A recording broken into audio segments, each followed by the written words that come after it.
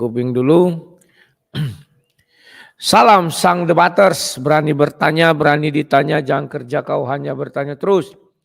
Kawan-kawan, selamat malam, selamat berjumpa dalam acara Sang Debaters. Ya, kawan-kawan, malam ini saya mencari lawan debat. Ya, lawan debat yang bisa menjawab. Saya tidak mencari lawan debat, saya biarkan mereka menjawab sepuas mereka. Bagaimana cara mereka menjawab? Silakan. Intinya mereka mampu menjawab dan menjelaskan mengapa Nabi Isa ingin disalib. Itu aja kawan. Saya tidak perlu banyak-banyak cerita, oha begini, hoha, hoha, enggak perlu ya. Barang siapa yang bisa menjawab silakan naik. Judulnya malam ini, mengapa Nabi Isa ingin disalibkan. Tidak lebih dan tidak kurang, hanya itu ya kawan ya. Oke. Nah kawan-kawanku yang di YouTube, di Facebook sama dengan di TikTok, ini langsung siaran ke 4 platform ya. 3 platform sebenarnya, yakni YouTube, Facebook sama TikTok. Cuman di Facebook ada saya bagi 2 lagi. Satu di fansfeed, satu di account biasa ya.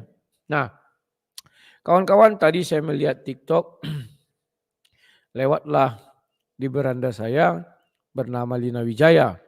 Ternyata Elia itu anaknya Lina Wijaya. Saya nggak tahu, terkejut juga saya kawan. Karena di situ Lina Wijaya mengakui dia itu anaknya. Oke, ini ada tentang saya.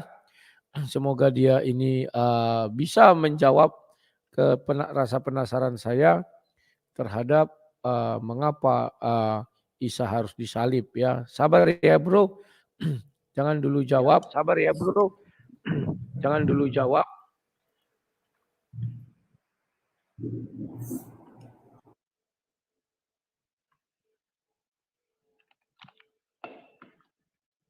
Sabar. Ya, selamat malam. Aduh, sorry, sangkut. Selamat malam, bro. Selamat malam. Halo. Assalamualaikum. Ya, selamat malam. Silakan, bro. Apakah Anda ingin mencoba menjawab ataukah ingin bertanya? Assalamualaikum. Malam. Suara saya kedengaran? Kedengaran. Suara saya kedengaran kah? Kedengaran. Silakan, apakah Anda ingin menjawab ataukah ingin bertanya? Apa pertanyaannya? Saya lupa tadi. Ya, pertanyaannya mengapa Nabi Isa ingin disalibkan? Mengapa Nabi Isa ingin disalibkan? Di dalam Al-Quran tidak ada kejelasan mengapa Nabi Isa ingin disalibkan. Dalam hadis juga seperti itu. Tidak ada kejelasan satupun ayat Al-Quran dan hadis yang mempertegas kenapa Nabi Isa disalibkan. Bahkan sering sekali orang-orang mengatakan, termasuk Ustadz Munzir Sitomorang mengatakan bahwa wa ma qataluhu wa ma salabuhu, engkau tidak membunuhnya dan engkau tidak menyalibnya. Kalau seandainya benar Isa Al-Masih itu yang disalibkan, pasti Isa Al-Masih akan memberontak. Atau orang yang diserupakan itu disalibkan, ya. Misalnya orang yang diserupakan itu disalibkan, pasti orang itu ketika disalib akan memberontak, dia akan berkata bahwa aku bukan Isa Al-Masih yang engkau salib, tetapi aku adalah orang lain yang diserupakan dengan Isa Al-Masih. Tetapi Isa Al-Masih tidak pernah mengatakan seperti itu, dan satupun ulama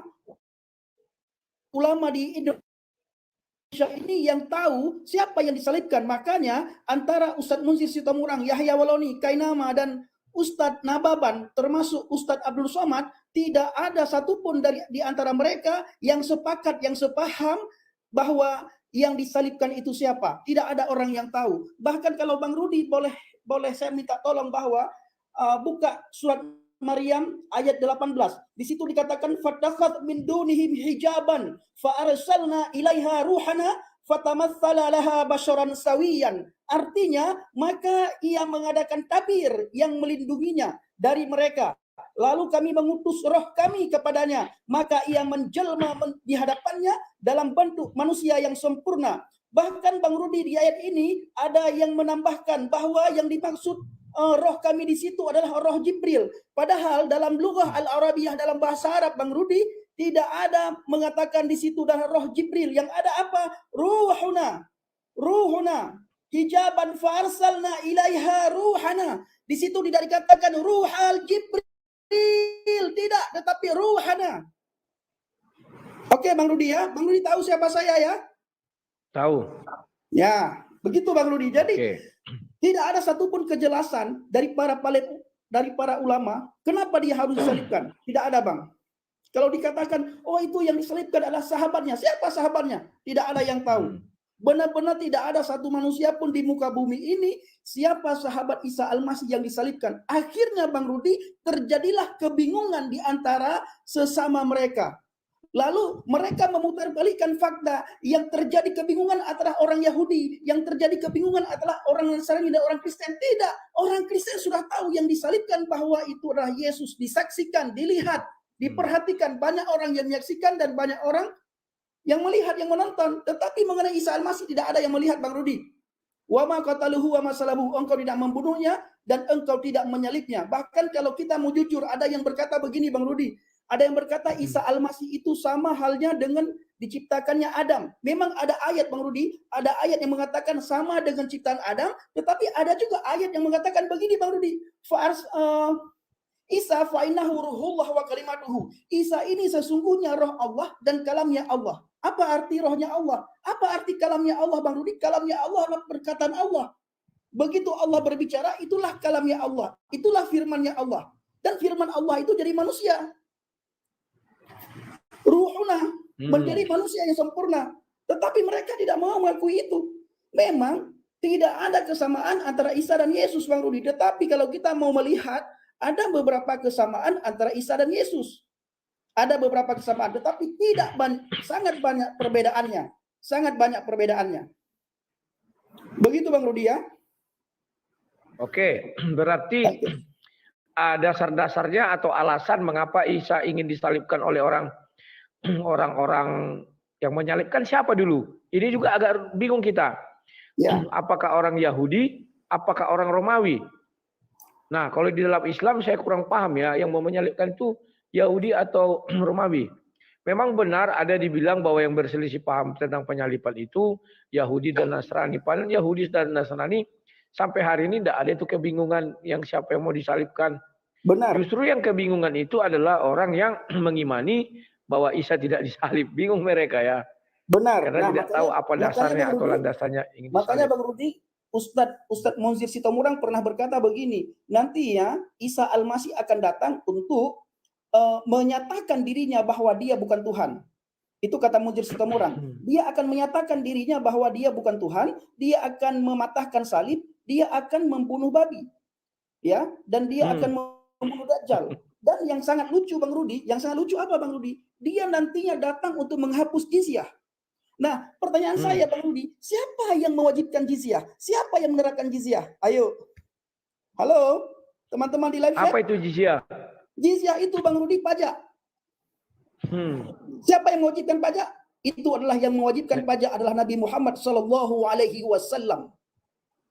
Untuk siapa diwajibkan jizyah itu? Untuk orang kafir. Apabila orang kafir itu pada masa Nabi Muhammad tidak mau memeluk Islam, maka orang kafir itu diwajibkan bayar pajak. Kalau tidak, dia harus masuk Islam. Kalau dia tidak mau masuk Islam, maka dia harus pergi meninggalkan daerah tersebut yang sudah dikuasai oleh Islam pada masa Nabi Muhammad SAW. Lalu Bang Rudi, siapa yang mewajibkan pajak? Jizyah itu Nabi Muhammad. Lalu Isa Al-Masih datang untuk menghapuskan pajak. Itu salah satu ada dalam hadis bahwa dia datang nantinya untuk menghapus pajak, untuk menghapus jizyah dalam bahasa Arab. Jizyah itu artinya pajak. Siapa yang mewajibkan pajak? Ya mereka. Jadi mereka tidak sadar dengan pajak ini Bang Rudi. Mereka dengan bangga mengatakan Isa nanti datang menghapus jizyah. Ya jizyah kan kalian yang mewajibkan. Itu ada yang bilang ngawur. Ini bukan ngawur. Memang mereka itu mungkin yang dimaksud pajak hiburan sama pajak makan di restoran dah. Karena itu kan baru-baru ini diterbitkan. Itu nggak ada urusan. Itu nggak ada urusannya itu. Oh, berarti bukan itu. Nggak ada urusannya. Iya. Berarti nanti bisa jadi terjadi pertengkaran antara Isa dan Muhammad, apa gitu? Eh, enggak juga, Bang. Mereka pintar sekali membalikan fakta. Kita nggak bisa jawab begitu, nanti kita ditangkoi, Bang. Itu ada yang berkata, Oke, oke. ada yang berkata begini, jizyah itu bukan pajak tapi uang keamanan. Keamanan apanya? Keamanan apa? Kayak PS lah ya. Pemuda Iya. setempat minta uang keamanan. Nah, begitu bagi Bang Rudi kira-kira. Jadi Bang Rudi, mengenai Isa Al-Masih, saya ingin katakan satu hal. Yang pertama, Isa fa'innahu ruhullah wa kalimatuhu. Isa ini roh Allah dan kalamnya Allah. Ya. Lalu ada orang berkata, ada sebagian para ustadz berkata begini, memang semua manusia itu punya roh Allah. Nah, kita anggaplah setuju dengan apa yang dikatakan oleh para ustadz itu, Bang Rudi ya. Anggaplah setuju bahwa semua manusia punya roh Allah. Pertanyaannya, adakah ayat Al-Quran atau hadis yang mengatakan seperti itu atau hanya diada-adakan? Kenapa hanya Isa Al-Masih yang dikatakan fa'innahu ruhullah wa kalimatuhu. Isa roh Allah dan kalamnya Allah. Kenapa nabi yang lain tidak dikatakan Isa roh Allah dan kalamnya Allah? Kenapa? Itu satu, Bang Rudi. Yang kedua, satu-satunya manusia terkemuka di dunia dan di akhirat menurut Al-Quran itu Isa Al-Masih. Menurut Al-Quran itu Isa Al-Masih.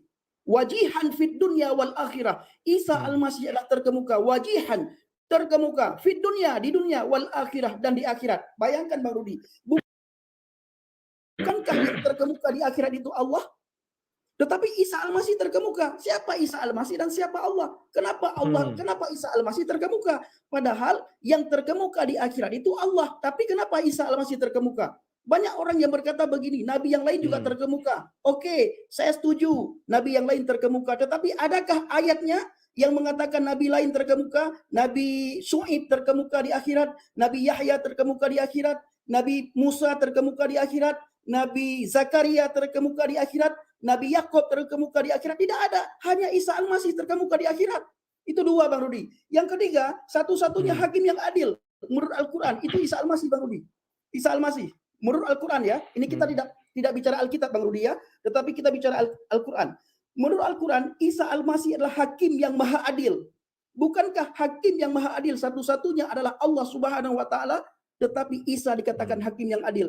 Man huwa Yasua? Siapa itu Isa? Kenapa dia begitu luar biasa kedudukannya dalam Al-Quran sampai dia dikatakan hakim yang adil? Dia roh Allah dan kalamnya Allah. Dia dikatakan adalah manusia yang satu-satunya terkemuka di dunia dan di akhirat. Dan di menurut sebuah hadis dikatakan bahwa ketika lahir seorang bayi, satu-satunya yang tidak pernah disentuh oleh setan adalah Isa Al-Masih.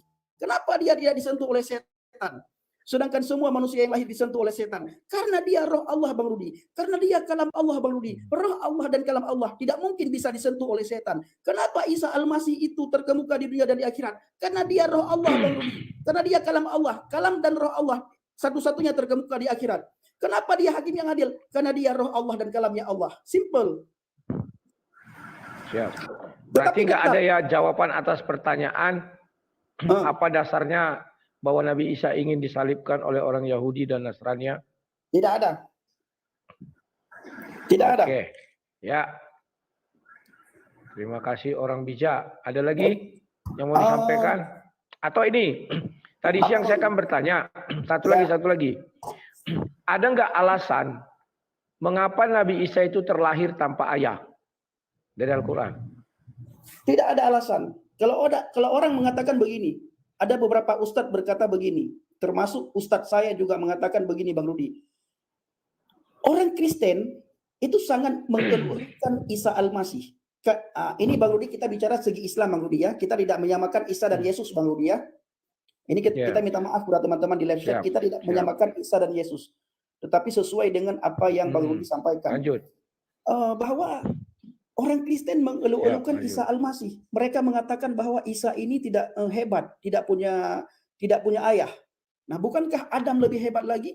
Dia tidak punya ayah dan juga tidak punya ibu. Seharusnya Adam lebih harus diagungkan oleh orang Kristen. Tetapi ustadz tersebut, Bang Rudi, sampai detik ini tidak pernah memberitahukan, membahas kepada umat Islam, kepada para santri, kepada para murid, kepada orang yang belajar bahwa Isa ini roh Allah dan kalamnya Allah. Dia diciptakan dari rohnya Allah. Seperti ayat yang sudah saya bacakan tadi.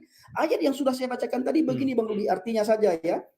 kami mengutus roh kami dan dia menjelma di hadapannya menjadi manusia yang sempurna. Kami mengutus roh kami. Fa'arsalna ruhuna, maka kami mengutus roh kami dan dia menjelma menjadi manusia yang sempurna. Oleh penafsir Al-Quran, Bang Rudi, diterjemahkan, diartikan ruhuna di sini adalah roh Jibril. Padahal Bang Rudi di dalam Al-Quran, di dalam bahasa Arab tidak ada roh Jibril, tidak dikatakan roh Jibril. Yang dikatakan adalah ruhuna, roh kami. Tetapi oleh penafsir Al-Quran, Bang Rudi, dilebihkan dan dikurangkan. Apa yang dilebihkan, apa yang dikurangkan, Bang? Yang dilebihkan adalah roh Jibril. Padahal bil lughah al-arabiyah hanya ditulis fa'arsalna ruhuna, maka kami mengutus roh kami. Ingat Bang Rudi ya, maka kami mengutus roh kami. Bukan mengutus roh Jibril, tetapi roh kami. Oleh penafsir dibuat, ditulis di situ, dalam kurung, buka kurung, roh Jibril. Al-Quran mengatakan jangan menambahkan dan jangan mengurangi. Jadi Bang Rudi tidak ada. Ada di Al-Quran ayat seperti itu, jangan menambahi, jangan mengurangi. Oh, enggak ada ya? Oke lah. Berarti sah. Oke. Ada lagi Bang Rudi, tanyakan terus Bang Rudi. Oke, ada lagi kalau nggak ada, Bapak sudah dituduh Syiah itu di live chat. Oke lah, terima kasih ya Pak. Oke, sampai jumpa. Sebentar. Tapi Bang Rudi tahu saya kan? Ya. Apakah benar saya tahu, nggak usah disebutkan. Bapak memang Syiah. Ya, nggak apa-apa. Oke, terima kasih Bapak Syiah. Ya, saya curiga juga Bapak ini Syiah ya, karena cara membaca Al-Qur'annya bagus dan dia juga mengerti ini dan itunya. Ya, kalau ditanya, apakah Anda tahu Bapak itu siapa? Tahu siapa? Saya lupa. Penting saya kalau ditanya tahu, tapi pas sama siapa ya lupa. Cuman suaranya banyak mirip-mirip. Pernah juga saya berteman dengan Syiah, saya pernah berdengan dengan Ahmadiyah dulu sering masuk ke tempat saya. Ya mereka agak berbeda dengan orang-orang Sunni ya. Ya semoga ada Sunni-Sunni di sini. Zulkarnain. Halo Zul, selamat malam. Silakan apa yang mau disampaikan, mau menjawab atau mau bertanya, silakan.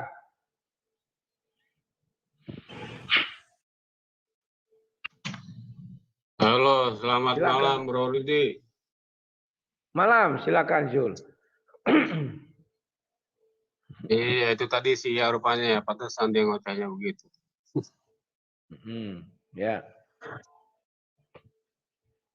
Ya ini temanya tadi kenapa ya Isa Al-Masih mau disalibkan ingin gitu ya? Disalibkan oleh orang ya. Iya. Ya kalau menurut Al-Quran dan hadis sih yang saya tahu itu nggak ada itu penjelasan secara spesifik ya, nggak ada. Karena bagi berarti Bapak sama dengan Syiah tadi. Iya, emang betul begitu adanya. Saya nggak pernah baca referensi dari Islam, belum ada saya baca ya. Bahwa alasannya sebenarnya tuh Isa Al-Masih itu yang disalibkan oleh orang-orang Romawi dan Yahudi itu nggak ada informasinya. Paling saya hanya bisa menduga-duga aja gitu Bro.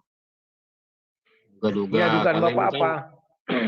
Isa Al-Masih itu kan dia tuh kan seperti informasi di Al-Quran bahwa kebiasaan Yahudi itu kan merubah kitabnya. Ya, merubah dari posisinya. Ya contohnya kasusnya, misalnya siapa itu anak yang dikorbankan, mereka ganti Ismail jadi Ishak. Karena kan di kejadian 22 itu anak pertama yang lahir itu kan Ismail. Ketika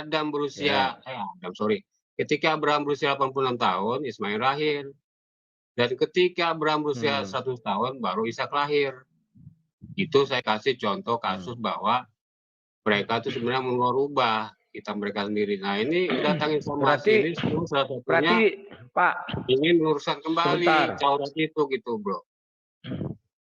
Sebentar. Makanya berarti di Al-Quran itu merasa terancam keberadaan mereka. Jadi mereka sebentar. Ya. Sebentar. Oke. Berarti di Al-Quran tidak ada diubah kisah itu ya? Nggak ada. Sebenarnya Al-Quran itu batu ujian. Batu ujian bagi kita. Kalau demikian, Sebentar Pak, kalau demikian, tolong Bapak buka ayat di Al-Quran di mana dikatakan anak yang mau disembelih itu adalah Ismail. Silakan. Di surat As-Saffat ayat 100 sampai 112 itu kita bisa lihat itu. Kita buka surat berapa itu? Surat berapa itu? Aduh, bentar ya. Nggak apa saya nomor berapa itu. Bentar. Surat As-Saffat. 37. Ya mungkin bro, lupa saya surat nomor berapa itu Ya. saya. Tahunya 37 ayat 100 berapa? sampai 112. Bacakan dulu ya ayat 100. Ya. Ya Tuhanku, anugerahkanlah kepadaku seorang anak termasuk yang sahli. Yang sahli. Ya. Di sini meminta anak supaya dikasih anak sahli. Saleh lah maksudnya itu ya. Sekarang 101. Sabar ya. Maka kami beri kabar gembira kepadanya dengan kelahiran seorang anak yang sungguh sangat amat sabar. Sabar itu namanya buka kurung tutup kurung Ismail. Kalau bahasa Arabnya tidak ada dikatakan Ismail tapi Halimin atau sabar. Mungkin itu ya di tafsirnya buka kurung tutup kurung ya. Kalau buka kurung tutup kurung kan bukan makna sesungguhnya mungkin ya. Masuk lagi. Maka ketika anak itu sampai pada umur sanggup berusaha bersamanya, Ibrahim berkata, wahai anakku, sesungguhnya aku bermimpi bahwa aku menyembelihmu. Maka pikirkanlah bagaimana pendapatmu, dia Ismail. Dia menjawab, tapi dibuat sini buka kurung tutup kurung Ismail, artinya itu adalah tafsir bebas daripada si penerjemah. Wahai ayahku, lakukanlah apa yang diperintahkan oleh buka kurung tutup kurung Allah kepadamu. Insya Allah engkau akan mendapatiku termasuk orang yang sabar. Tadi dia dibilang anak yang saleh, sekarang anak yang sabar. Apakah saleh sama dengan sabar? Saya nggak tahu. Sama nggak ya? Tunggu, kita lihat dulu. 101-nya saleh apa sabar dibilangnya. Nanti salah pula. Ayat 100 ya, 100 tadi apa? 101. Sabar. Oh ya, sabar, salih ya. Sekarang 103. Maka ketika keduanya telah berserah diri dan dia Ibrahim membaringkan anak di atas pelipisnya untuk melaksanakan perintah Allah. 104 ya. Ya, lalu kami panggil dia wahai Ibrahim. 105. Sungguh engkau telah membenarkan mimpi itu, sungguh demikian kami beri balasan kepada orang-orang yang berbuat baik ya. Jadi Pak di sini tidak ada disebutkan nama anaknya itu siapa ya. Itu hanya tafsir karena dibuat buka kurung tutup kurung. Silakan. Iya, ada dikatakan di Al-Quran itu Ismail itu termasuk orang yang sabar. Wal Ismail wal Idris karena minas sobirin. Saya lupa ayatnya itu. Saya cari dulu kalau mau cari ayatnya. Mau tahu ayatnya. Ya oke lah kalau itu mengenai Ismail ya sudah. Sekarang pertanyaan saya, mengapa Nabi Isa ingin disalibkan? Nah itu tadi bro, kan tidak ada penjelasan secara spesifik apa itu alasannya, mengapa Isa Al-Masih hendak disalib oleh Romawi dan Yahudi. Itu kan sebenarnya itu kalau kita flashback ke kitab Anda itu di Yohanes 13 nomor 2 dan Lukas 22 nomor 2 sampai 6 itu kan ada konspirasi itu dari para sudah. Kalau Bapak bilang tidak ada Isa itu dasarnya mau disalib, oke, itu hal yang jujur. Sekarang pertanyaan tambahan. Mengapa Isa terlahir tanpa ayah? Ya itu Allah Subhanahu wa Ta'ala maunya begitu. Oke, Allah kan sudah. berbuat apa yang dikehendakinya. Mungkin manusia belum bisa protes. Siap. Terima kasih Pak. Selamat malam. Ya, nanti saya naikkan siap orang-orang yang lain. Ya. Ya. Kalau sudah berjawab gitu kawan suka-suka Tuhan, nggak ada lagi bisa kita jelaskan. nggak ada lagi kita bisa jawab. Meskipun ayatnya tidak ada dikatakan suka-suka Tuhan. Ya, jadi kalau Ismail itu masih ada pertentangan. Kalau kalian lihat tafsir Ibnu Katsir, sebagian ulama mengatakan itu Ishak, sebagian lagi melawan Ismail. Dan memang banyak ulama mengatakan tidak disebutkan jelas siapa nama anak yang disalibkan. Hanya kita berasumsi dan mengambil dari ya perjalanan-perjalanan yang ada ya. Dan istrinya si Ibrahim 2 atau 1, kalian pun nggak tahu karena di situ dibilang istrinya mengintip ketika datang utusan itu ya. Mengintip itu siapa kita nggak tahu. Apakah anaknya sudah ada? Kita juga nggak tahu karena baru diberi kabar akan ada anak ya. Umar dulu, Umar. Aku ada janji pula dengan Umar ini. Halo Mar, selamat malam Mar. Ya malam. Wow, gimana ini? Tungguin 7:30-nya kau. Sorry Mar, aku tadi kan siang udah masuk ke tempatmu. Malam mau masuk, takutku kau undang rame-rame orang. Aku nggak paling suka rame-rame. Mana ada gua ngundang lu rame-rame orang. Oke lah, besoklah aku penuhi janjiku Mar. Maumu siang atau malam? Malam boleh. Oke, ingat ya Mar, jangan banyak-banyak ya. Kalau mau bertanya orang itu satu-satu naik Mar. Adalah orang mana ada gua ngundang lu banyak orang. Gak ada lah. Pernah Lu lah. lagi, mana ada 2-3 orang. Tapi kan nggak debat. Kalau debat kan pasti one by one. Ya maksudku kan kau kan mengajak aku jadi narasumber, artinya orang mau bertanya silakan. Ya beda tapi lagi mohon kalau satu-satu. narasumber. Tapi kalau debat kan gue pasti one by one. Siap Mar. Oke Mar, jadi besok aku janji ya Mar, ketemu kita ya. Ya kau bernubuat berarti terima sekarang. kasih Mar. Apa? Berarti kau bernubuat harus digenapi loh. Siap. Tadi siang kan aku genapi Mar. Enggak apa-apalah. Ya udah. Nanti Oke. besok lagi. Oke, terima kasih Mar. Selamat malam. Ya, kalau yang udah senior itu dia nggak mau maksa ya kawan-kawan ya. Tadi aku dengan Umar sudah diskusi. Begitu habis aku mau jemput anakku. Terlihat aku, Umar lagi live. Kami bicara sedikit tentang beberapa hal mengenai kasus si Julius. Kata Umar, sudah selesai belum? Besok orang itu masih sidang perdata, hari Rabu besok ya. Jadi nggak ada yang sudah selesai, saya bilang. Dan ya ada beberapa dialog-dialog yang menjurus kepada ya kamu dilaporkan katanya. Biarin, saya terima nggak masalah. Mau Sinandar, mau siapa biarin saja. Karena saya punya jawaban atas itu semua. Dahlan, selamat malam. Silakan Dahlan. Apa yang mau disampaikan? Halo Bang, selamat malam Bang. Malam, silakan. Apa yang mau disampaikan? Mau menjawab atau bertanya? Boleh bertanya Bang? Oh boleh, silakan. Bang, tolong dijelasin Bang kalau boleh. Sebenarnya Yesus itu menyerahkan disalib atau menyalibkan diri? Ya, Alkitab menjelaskan Yesus ditangkap pada malam itu dan dibawa ke pengadilan mulai dari Matius 26, 27 dan 27 itu juga dijelaskan disalibkan, bukan menyalibkan diri. Terima kasih.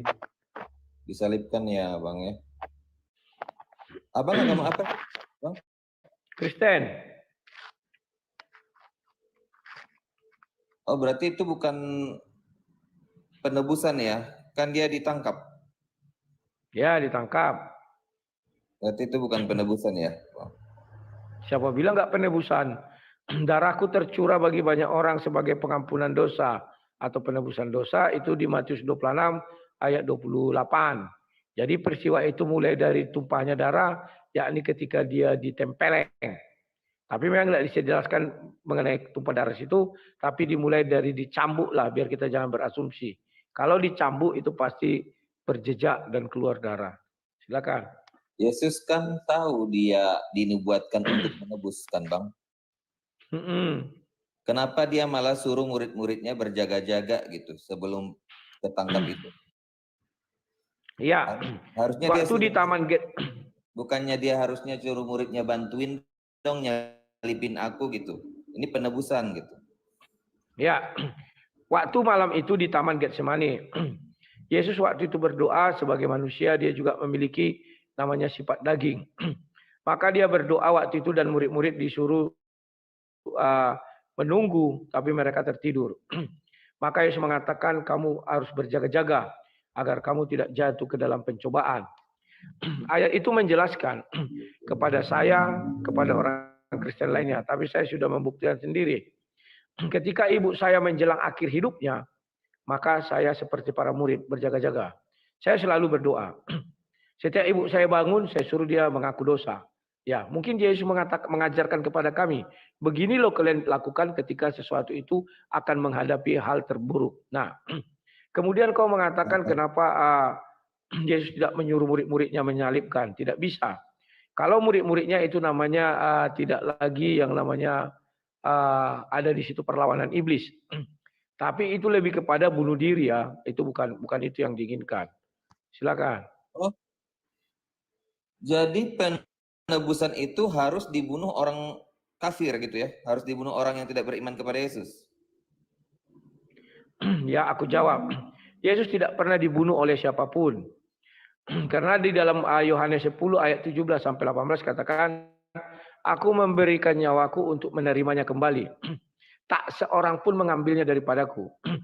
Definisi dibunuh adalah ada orang yang melakukan pembunuhan, yakni mencabut nyawa orang tersebut sehingga dia mati, ya, mati terbunuh. Yesus tidak dilakukan hal itu. Jadi maaf saja kalau tuduhanmu bahwa Yesus mati dibunuh itu tidak beralasan. Yesus ditombak diracun itu bukan proses pembunuhan, Bang.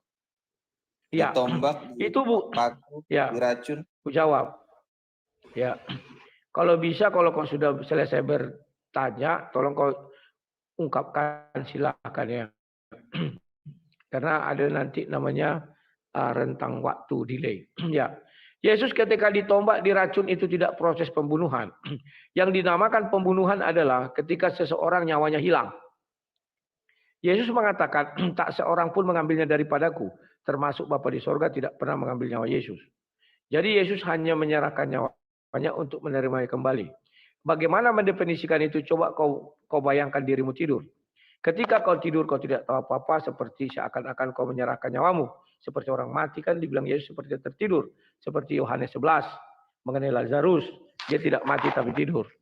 Kemudian kau bangun artinya kau mengambil nyawamu kembali. Silakan. Loh, gimana sih Bang? Kan prosesnya memang disalib dulu Bang, ditombak. Terus dikasih racun.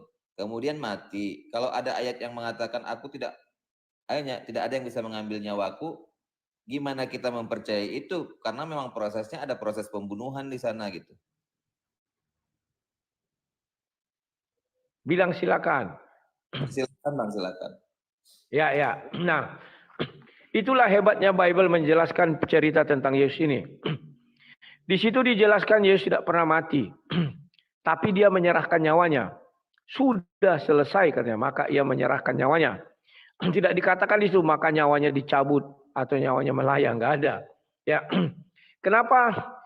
Nah, untuk melihat proses peristiwa penyaliban Yesus, kita tidak bisa melihat hanya satu sisi. Harus dua sisi. Kenapa harus dua sisi? Karena Yesus disalib itu dinampak atau dilihat semua orang. Yesus dikubur, tidak satu orang pun melihat. Bentuk kuburan Yesus adalah seperti goa. Ya, kuburannya ada pintu. Nah, Yesus dimasukkan ke dalam batu yang berlongga itu. Sudah. Kemudian ditutup. Maka di Matius 12 Yesus mengatakan mereka minta satu tanda atau tanda dari Yesus. Yesus mengatakan nanti 3 hari 3 malam anak manusia dalam perut bumi seperti Yunus. Maka Yunus kita lihat ada dua sisi juga, dalam perut ikan dan luar perut ikan. Dari luar perut ikan mereka menyaksikan Yunus dimakan ikan. Dan secara teori Yunus adalah mati. Ternyata di dalam perut ikan Yunus berdoa. Demikian juga ketika Yesus disalib. Semua yang mengatakan Yesus itu mati itu adalah orang-orang di luar salib. Termasuk Anda dan saya, termasuk Rasul Paulus dan seluruh rasul. Bahkan Yesus sendiri pun mengatakan dia akan disalibkan dan mati disalibkan. Karena dia sedang bercerita kepada orang-orang di luar kubur. Tetapi faktanya Di dalam kubur, tolong matikan mic-mu. Di dalam kubur itu seperti Yunus. Maka yang terjadi adalah di dalam kubur ada malaikat. Maka ketika wanita-wanita itu datang, dia bilang, mana tuanku? Dia kemarin terbaring di sini.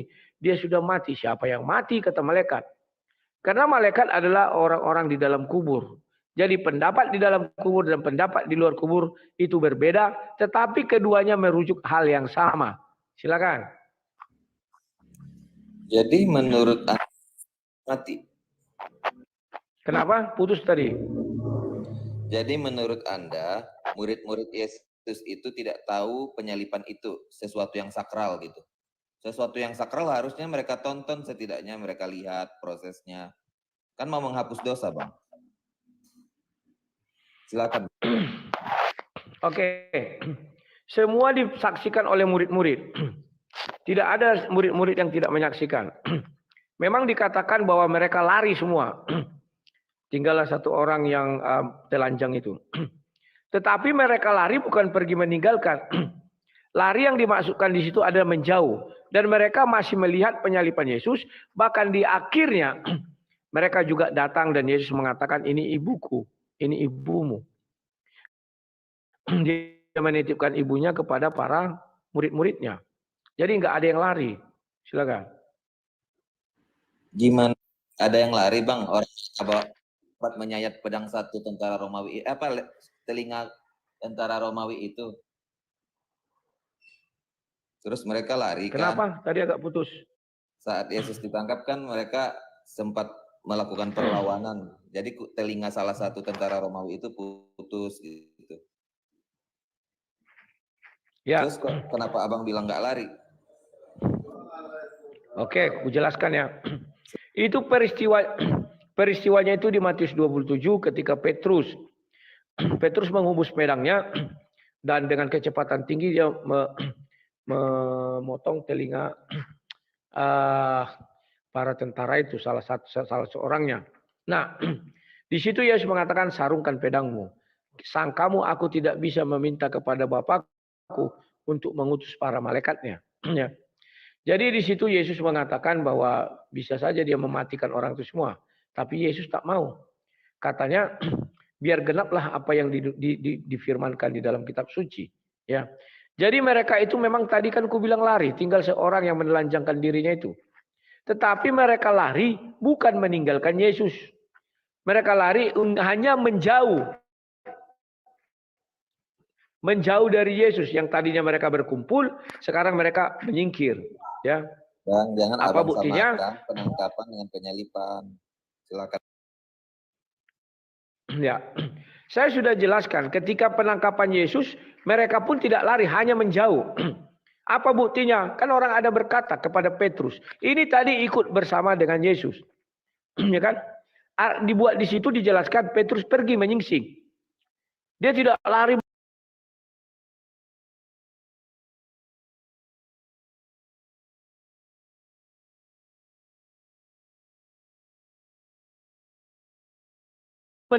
dia pergi 3 kali. Silakan. Ayo, Bang. Ada lagi? Kalau nggak ada lagi, ini udah banyak ngantri. Oke, Bang. Silakan. Oke. Terima kasih Dahlan Sega. Sega itu artinya rusak kalau di dalam bahasa Batak ya. Nah, kawan-kawan, banyak orang yang salah sangka mengenai peristiwa penyalipan Yesus. Ya. Kalau orang mengatakan Yesus mati, iya. Saya pun mengatakan Yesus mati karena saya adalah orang di luar goa. Tapi yang di dalam goa itu ada malaikat mengatakan, siapa yang kamu cari? Oh, ada mayat ini. Tidak ada sudah. Siapa yang mati? Mana ada yang mati di sini? Kata malaikat ya. Jadi tolong pahami, penyalipan Yesus itu memiliki 2 ruang. Karena Alkitab itu tidak sembarangan menuliskan bahwa Yesus dikubur di dalam sebuah gundukan tanah atau kayak goa lah. Batu ada rongganya. Beda dengan kalau Yesus dikubur di bawah tanah seperti kuburan kita sekarang. Maka situ tidak ada lagi rongga karena sudah ditimpa dengan tanah. Paham ya? Jadi di situ tidak ada akan orang itu membuka pintu dan tidak akan melihat. Oke. Siap, silakan Pak Andreas. Selamat malam. Selamat malam, Bang. Mana ini? Malam, Kita jumpa, silakan. kita jumpa kembali, Bang. Sering jumpa sama Bang Le. Siap. Bang, dari Hmm. tadi siang sampai sekarang itu kok nggak ada jawaban yang tepat, toh, Bang, menurut saya. Dari siang tadi. Ya, jangankan Itu mereka Nabi, jangankan mereka, Nabi saja menjawab pun belum tentu ada jawabnya, nggak ada jawabnya itu. Karena jawaban Nabi kan semua tertuang di hadis. Firman Tuhan tertuang di Al-Quran. Maka Bapak tadi itu pun mengakui tidak ada di hadis, tidak ada di Al-Quran. Jadi kenapa Isa mau disalib? Nggak ada dasar, nggak ada sumbernya atau jawabannya. Bang, itu kalau saya boleh menganalogikan sedikit aja, Bang.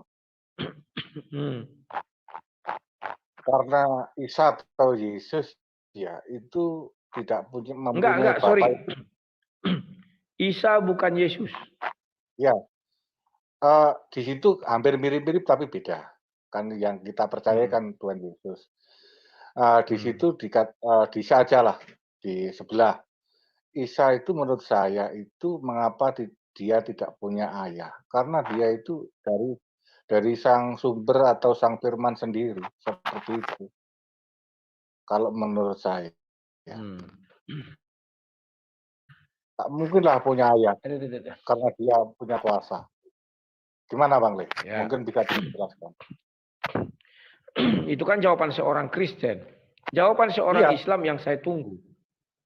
Iya, dari tadi kan jawaban orang Islam kan nggak ada jawaban yang tepat. Kalau dari orang Kristen kita kan, dia kan dari firman itu dari sang sumber sendiri. Kan seperti itu. Kalau kita. Iya, betul. Tapi kalau di Islam atau Muslim kan bingung juga akan menjawab. Dia benar-benar ada, tapi kok nggak punya ayah. Seharusnya kan punya. Nah, padahal itu kalau di kita ya dari sang firman sendiri, dari sang sumber. Kan seperti itu Bang. Oke. Gimana Bang? Siap, betul. Ya betul. Tapi kan yang saya butuhkan dari jawaban orang Muslim. Sampai hari ini nggak ada yang bisa menjawab. Mereka berusaha menjawab, tapi entah apa-apa yang dijawab. Dibilangnya untuk patrialisme menjadi materialisme. Gak ngerti aku. Ya itu tadi Bang Le. Gitu aja Pak. Ya. Oke, terima kasih Bang Le. Shalom. Shalom, terima kasih ya. Jadi sudah ada 2 pertanyaan yang sampai kiamat pun akan sulit mereka jawab. Kenapa Isa mau disalibkan dan kenapa Nabi Isa itu terlahir harus sekali lah tanpa ayah. MM ini apa? Halo MM, selamat malam.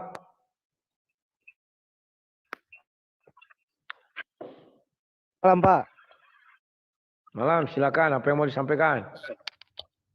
Saya ingin bertanya Pak. Silakan. Dalam Wahyu 7 ayat 4 ada di 144.000 itu yang di masa akan datang atau sudah lewat? Coba tolong jelaskan Pak. Oke. 144.000 itu adalah orang-orang dari 12 suku Israel. Tapi suku Dan tidak masuk di situ. Kenapa suku Dan tidak masuk? Karena Dan itu adalah hakim. Di dalam ajaran Yahudi, hakim tidak bisa menghakimi.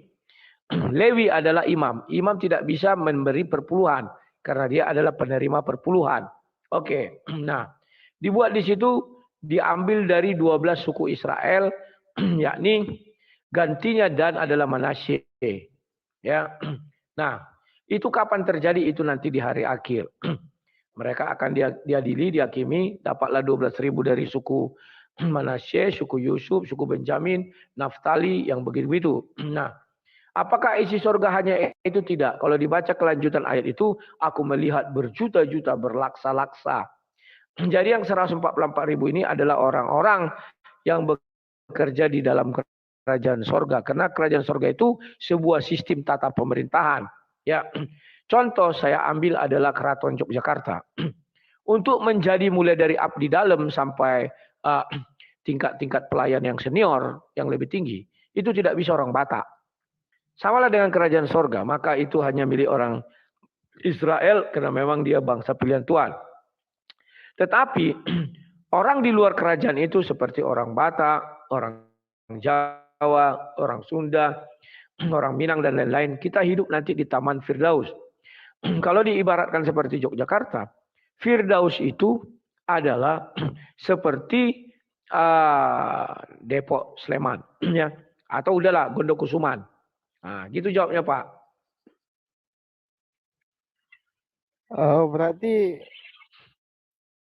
jadi. Apa? Berarti Halo? 100 orang yang diselamatkan itu bukannya belum terjadi. Ya, yang 144 orang itu belum terjadi, penghakiman kan belum datang. Yang sudah terjadi adalah Wahyu 21. Kalau nggak salah ya 4 ya. Bahwa di bawah tahta kerajaan sorga itu ada roh-roh atau nyawa orang-orang yang mati martir. Itu sudah di sana. Setiap kita mati martir langsung dikirim ke sorga. Oh, karena ada beberapa adalah salah satu sekte agama Kristen yang mengatakan dia datang ke rumah. Dia bilang kamu mau jadi dari 144.000 orang itu katanya. Terus? Saya berpikir, oh ini nanti 144.000, cuman 144.000 orang yang diselamatkan pada akhir zaman. Bukan.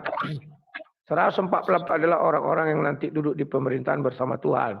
Ya, karena nanti dibaca aja Alkitab itu bahwa kalau sudah terjadi hal itu berarti kan dibilang sama murid-murid, engkau dan aku akan duduk di atas tahta menghakimi 12 suku Israel. Oke, ada lagi? Terima kasih Pak. Siap. Bisa turun sendiri ya. Sekarang si Dragon dulu. Halo Pak Dragon, selamat malam, silakan. Malam Bang Rudi. Kedengaran? Malam. Kedengaran. Ya memang pertanyaan yang Bang Rudi ini sampaikan memang menarik sekali Bang ya. Tapi boleh dikata jujur sekali kalau teman-teman dari RT sebelah juga ada yang menyampaikan bahwa itu bahasa kerennya lah, walau alam lah, nggak tahu lah.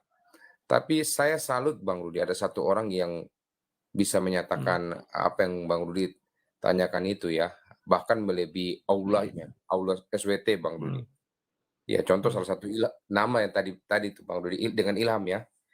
Jadi dia bisa menjelaskan inilah panjang lebar segala macam lah, padahal nggak ada Bang Rudi ya di kitab mereka baik di Al-Quran. Ya. Jadi menurut saya hebat sekali dia melebihi Allah SWT mereka. Kalau bisa ya teman-teman yang lain yang tadinya menyampaikan walam ada baiknya ngangkat si Ilham jadi Allahnya lagi lah gitu, karena dia lebih perkasa gitu, lebih hebat dan lebih tahu seperti itu ya. Dan ini kan sangat lucu sekali ya, ada orang yang melebihi penguasanya gitu ya, dan sangat live di Jeddah. Lanjut sorry. Sinyal. Ya lalu terkait ini Bang Rudi, bicara soal tadi siapa yang dikorbankan, kan lucu-lucu sekali tuh sama Bapak tadi. Katanya Ismail lah. Udah jelas Bang, di At-Taubari ya, itu hadis yang paling pertama tua itu menyatakan itu Ishak, Bang Rudi. Mungkin mereka enggak, karena saking banyaknya hadis ini Bang Rudi, nggak tahu gitu. Mereka nggak bisa baca, mencerna semua, saking banyaknya gitu. Makanya Bang Rudi pernah menyampaikan bahwa ada pertentangan antar penafsir. Nah ini dia Bang Rudi, ini yang terjadi. Karena saking banyaknya, lalu dari zaman ke zaman berubah. Kata mereka sesuai dengan pelafalan tidak akan berubah. Tapi tuh nyatanya kan ada perubahan Bang Rudi. Seperti itu ternyata nyata sekali. Lalu yang lucunya lagi Bang Rudi, menyatakan bahwa kitab kita sudah diubah-ubah. Katakanlah kitab kita kan ada perjanjian lama, Torah itu kan. Soal Ishak dan Ismail itu kan. Karena anak pertama Ismail katanya tadi itu. Nah itu Bapak tadi apa? Enggak ini Bang Rudi, enggak main jauh ya.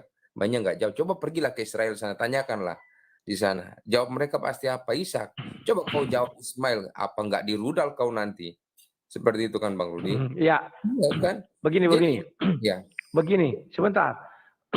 Saya kan sudah berkali-kali mengatakan bahwa ada Ibrahim yang keturunan Arab. Nah, itu aja jawabnya.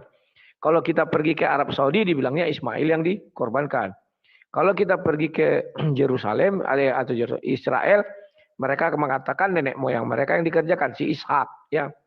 Makanya aku bilang biarkan ada dua, ya. Bahwa dari Adam sampai Muhammad di dalam Al-Quran itu adalah nabi-nabinya Islam yang hidup di tanah Arab. Sekalipun berkata itu adalah Bani Israel, itu Bani Israel merek Arab. Nah, sementara yang dari Kejadian sampai Wahyu itu di Kristen. Yang mana kejadiannya adalah di Israel dan sekitar timur apa namanya? Timur Tengah itulah ya. Itu yang bisa saya katakan. Silakan. Saya setuju Bang, setuju dengan Bang sampaikan. Makanya kan artinya kalau seperti begitu pernyataan mereka pun juga harus dirubah. Jangan menyatakan bahwa kitab kita sudah dirubah-rubah karena kitab kita ada mengandung Torah juga. Loh itu Bang. Jadi pernyataan ini yang menurut saya tidak sejalan Bang Rudi dengan isi daripada kitab ini. Ya. Seperti begini itu Pak. Bang. Kalau mereka mengatakan bahwa kitab orang Kristen belum diubah-ubah, ya ngapain ada kitab mereka, kitab Kristen itu aja pakai. Kan itu logika kita. Makanya mau tak mau harus dirubahlah ini dua. Kalau enggak ya itu udah pakai. Taurat, Zabur, Injil. Ya ngapain harus datang kitab baru kan begitu. Oke, karena sudah dirubah dia. Iya, maksud saya pernyataan-pernyataan seperti itu sudah artinya dari pihak mereka tuh harusnya sudah tahu malu gitu Bang Rudi, karena ketika menyatakan sesuatu itu sudah dirubah kan mereka sudah harus berpikir bahwa saya sudah punya yang asli. Jadi ini katakanlah pembicaraan model seperti gini masif Bang dilakukan. Akhirnya kan turun temurun sampai anak yang tidak tahu apapun juga dicekokin model seperti gini. Akhirnya kan ketika bertanya jawab, berdiskusi, hal yang sudah sangat basi ini tinggal terus disampaikan seperti gitu Bang Rudi. Iya, jadi seperti itu dan yang pastinya bahwa teman-teman dari RT Sebelah harus tahu bahwa Yesus itu dia menggenapi semua pernyataan yang dia sampaikan seperti itu. Dan pastinya dia itu tidak mati, dia bangkit gitu, naik ke surga. Kami bukan mengikut orang yang sudah mati, katakanlah sesuatu yang sudah mati Bang Rudi. Sebab kami tidak memuja sesuatu yang mati, sesuatu yang hidup. Ada juga bangsa nggak tahu di mana gitu, pernah dengar Bang Rudi, saya nggak tahu. Ada di mana gitu, seseorang dipuja-puja tapi mati itu Bang Rudi, saya nggak tahu. Tiba-tiba mati diracun dan katanya terlambat itu kambing itu bicara Bang Rudi. Saya nggak tahu itu di mana Bang Rudi. Itu dipuja-puja Ya Bang. ada itu. Itu ya ada itu saya nggak tahu. Memuja bangkai berkulup. Iya. Dan beracun. Oke, gitu aja Pak Dragon. Sudah Bang Rudi, Siap. Selamat malam. Terima kasih Pak Dragon, selamat malam. Ada itu saya lihat baca-baca di YouTube live chat-nya apa namanya itu menyembah atau apa ya? Bangkai berkulup beracun, bangkai beracun berkulup, tahu itu. Aku tidak tahu lah itu. Entah siapa yang dimaksud mereka ya. Nah, kawan-kawan, ada yang bilang tampilkan original text. Ya, yang punya original text itu hanyalah Bible. Nanti kalian nonton Satria Nusantara, dia sudah mengulas bahwa Al-Quran jangan kalian bilang original text tidak ada, sudah dibakar ya rupanya. Tontonlah nanti ya di Satria Nusantara. Sudah ada video terbarunya mengenai penulisan Al-Quran. Al-Quran itu original teksnya nggak ada ya. Jadi yang mereka baca ini sekarang apa? Saya nggak tahu. Tonton aja situ. Sydney. Halo Sydney, selamat malam.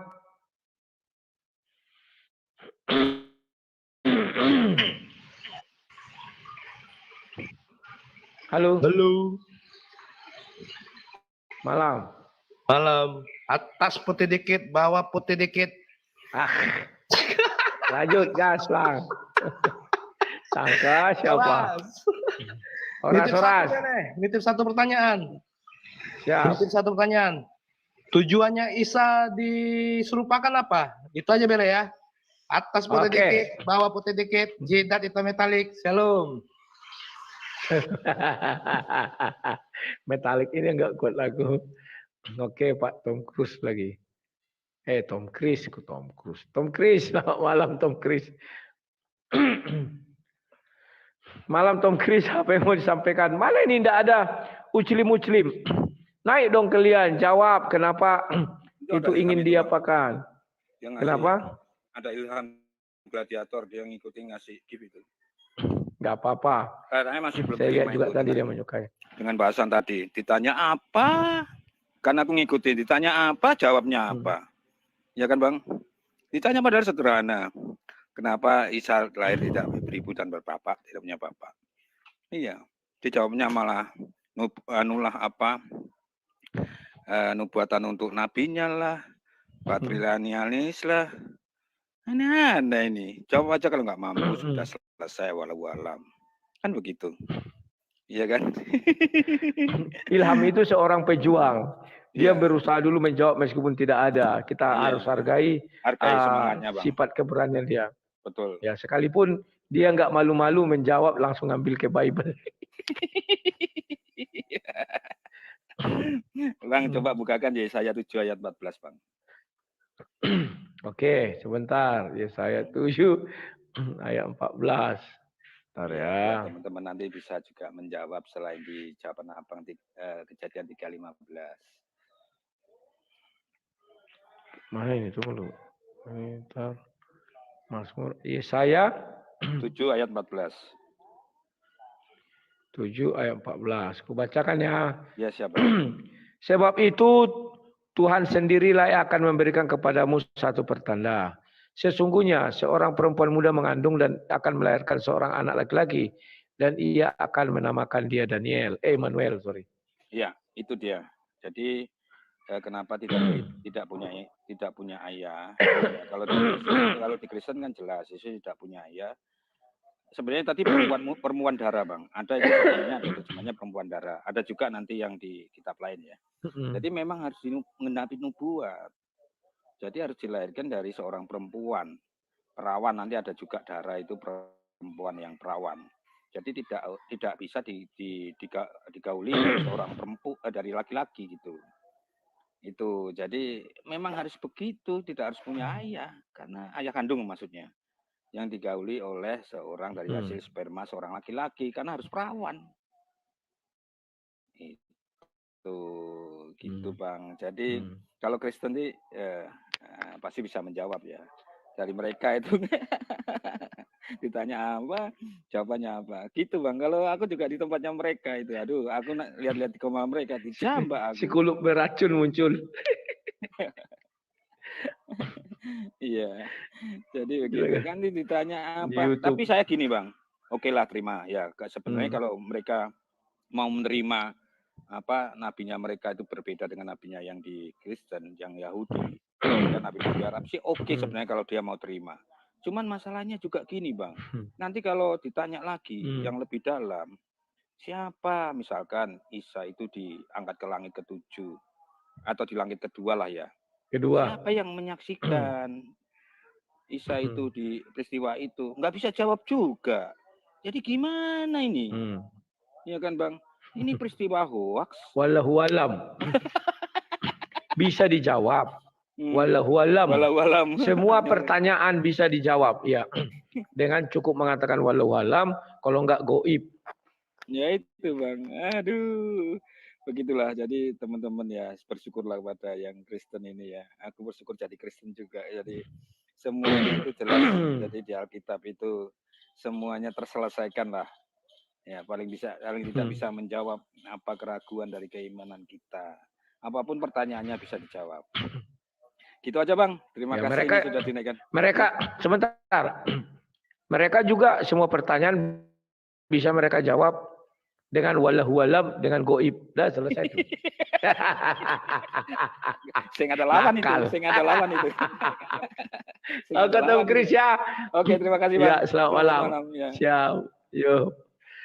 Kalau orang Kristen hebatnya dia mampu menjawab dari kitabnya sendiri. Gak perlu membawa ke kitab-kitab lain. Kalau mereka menjawab juga dari mereka sendiri, yakni wallahu alam dan gitu. Ayo. Silakan pengikut Baal. Halo Tulang. Tadi Ya, aku menyimak silakan. ya si Ilham ini ya. Aku pikir orang ini memang sekolah mungkin ya, mungkin sarjana lah, lulusan sarjana gitu. Tetapi pola cara berpikirnya itu loh, Sepertinya. ditanya jelas, apa alasan Tuhanmu? Kan kayak gitu. Kalau seperti Yesus lah, apa alasan Tuhanmu Yesus lahir tanpa mempunyai bapak? Kan jelas. Karena dia orang suci dan tidak boleh dilahirkan dari sel telur sperma manusia. Itulah sebabnya dia Yesus lahir tanpa memiliki bapak. Aku bilang kayak gitulah jawabannya paling jelas. Ini kok ditanya apa jawabnya apa? Gimana sih kok pola pikirnya orang ini kok sempit kali ya? Aku pikir kayak gitu loh. Nih nonton dia si Hamid. Benar-benar memang kedirun ini ya. Oke, Tulang ya. Karena ada dia di sini, makanya aku naik. Oke, gitu saja. Oke, Tulang, oke.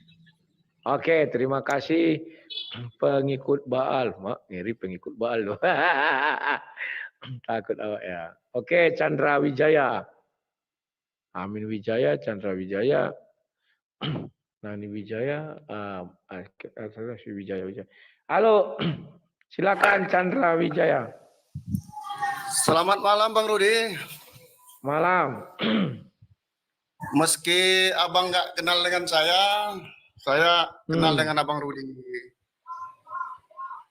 Ya. Sudah sering ketemu, sering ngeliat di live. Jadi mohon maaf Bang Rudi, saya orang awam. Cuman saya saksikan dari Ilham tadi, saya sampai malam inilah, ini nggak niat sebenarnya mau masuk ke abang, cuman kebetulan aja kebuka tadi masuk gitu. Nah jadi saya mau menjawab sebisa saya dengan pemikiran awam, ya tolong Bang Rudi terima masuk apa enggak, terserah Bang Rudi gitu ya. Ya Bang ya? Ya betul. Terkait, ini versi saya ya. Ya apa penggemar Bang Rudi banyak yang penasaran juga masalahnya Bang. Kalau menurut saya Bang, terkait Isa kenapa diturunkan tidak punya ayah, kan udah jelas Bang, itu kan mukjizat Bang, mukjizat. Penciptaan Isa sama dengan penciptaan Adam, kun fayakun, terjadi maka terjadilah. Itu hak prerogatifnya Allah. Itu tanda-tanda mukjizat, salah satu yang diberikan mukjizat yang ditakdirkan dengan Nabi Isa, perjalanannya seperti itu. Begitu Bang. Nah terkait, kan ada ayatnya itu, terkait orang kafir ini percaya atau tidak. Ternyata banyak yang tidak percaya. Nah yang percaya akan selamat, yang nggak percaya kafir. Ini mohon maaf nih Bang ya, ini versi saya ini ya. Nah kemudian Ya, kenapa Isa diserupakan? Diserupakan itu ialah karena dia terdesak salah satu mukjizat yang diberikan oleh Allah, terangkatlah dia ke langit. Karena dia mau terbunuh. Karena kaum kafir menolak kerasulan beliau, kaum Yahudi kan. Nah, mukjizat ini sama dengan mukjizat Musa waktu kepepet Musa membelah laut. Ibrahim tidak mempan dibakar api. Nah, salah satu mukjizat dan perjalanan hidup Nabi Isa yang telah ditakdirkan oleh Allah Subhanahu wa taala ialah terangkat ke langit. Diserupakan dengan orang kafir yang menzolimi, yang mengkhianati Nabi Musa. Itulah yang makanya dalam ayat itu ia diserupakan. Nah, ini versi saya Bang. Terserah percaya atau tidak. Ini tidak wallahu alam. Ini pengalaman batin saya dan keyakinan seperti itu, Bang. Adapun dalil-dalil dasar-dasar silakan Abang cari sendiri. Oke. Ya. Oke, makasih Bang. Terima kasih ya Pak Chandra. Ya, semua jawaban adalah benar karena itu keimanan Anda sendiri. Ya. Bah, kok pakai tapi? Tadi katanya turun.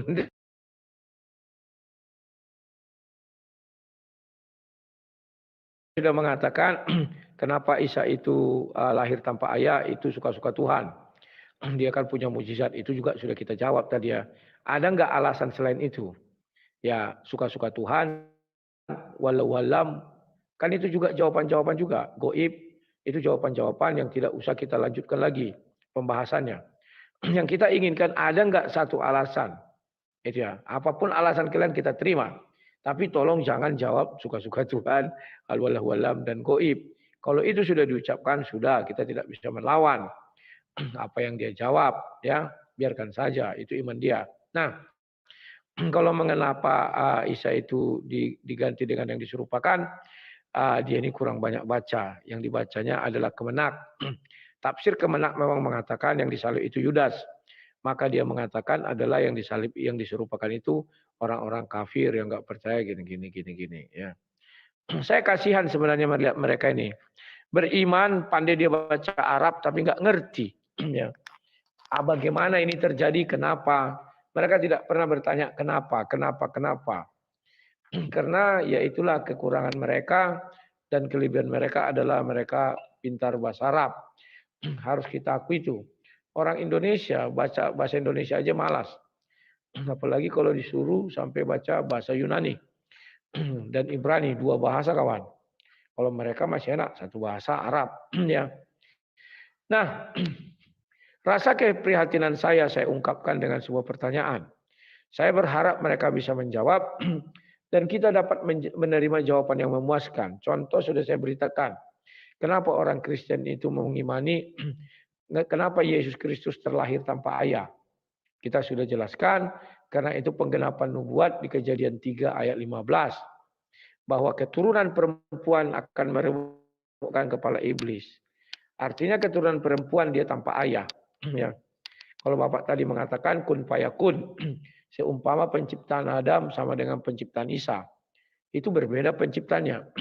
Adam diciptakan dari lumpur tanah, Isa tidak tahu kita dari apa diciptakan. Karena di situ tidak ada bercerita sumber penciptaannya, tetapi memang dia diperkuat oleh Roh Kudus dan diajak bicara oleh sudah dibicarakan Roh Kudus kepada Maryam. Ya. Jadi kalau disamakan, saya sampai hari ini sudah saya tanya banyak pendebat Muslim, apa kesamaannya mereka nggak bisa jawab. Ya, Isa diciptakan dengan seorang ibu, keluar dari seorang ibu. Adam tidak keluar dari seorang ibu, jadi sama, nggak sama, berbeda. Oh, samanya hanya dalam kata kun fayakun. Adam, ya, itu tidak dikatakan kun fayakun langsung jadi, tetapi dibentuk dulu. Isa juga tidak ada kun fayakun karena malaikat menyampaikan tidak kun fayakun. Tetapi malaikat mengatakan engkau akan mengandung. Tidak dibilang kun fayakun kan gitu. Kalau logika awam kita. Kemudian saya pernah bertanya kepada kawan-kawan pendebat Muslim, tolong jelaskan apa yang diciptakan Tuhanmu dengan kun fayakun. Biar kita tahu. Tolong tunjukkan ayatnya. Sampai hari ini tidak ada yang bisa mereka tunjukkan ayat satupun tentang penciptaan langit dan bumi dengan kun fayakun. Tetapi mereka hanya bisa mengutip ayat kun fayakun saja. Tapi apa yang diciptakan dengan kun fayakun itu kita nggak tahu. Contoh, kalau di dalam Bible dikatakan berfirmanlah Allah jadilah terang, maka terang itu jadi. Jadi ada kalimatnya jadilah terang. Nah, sekarang aku tanya dari Al-Quran, apa yang diciptakan Allah dengan kun fayakun? Tolong dipetik ayatnya, praktek langsung ibaratnya. Nggak ada yang bisa mereka tunjukkan. Tapi mereka hanya mengutip ayat yang mengatakan kun fayakun. Sama dengan kalau kita tanya, apa isi kitab Taurat? Mereka juga nggak bisa menjelaskan. Tapi hanya ada di situ kata Taurat, kitab Taurat. Apa isi Taurat?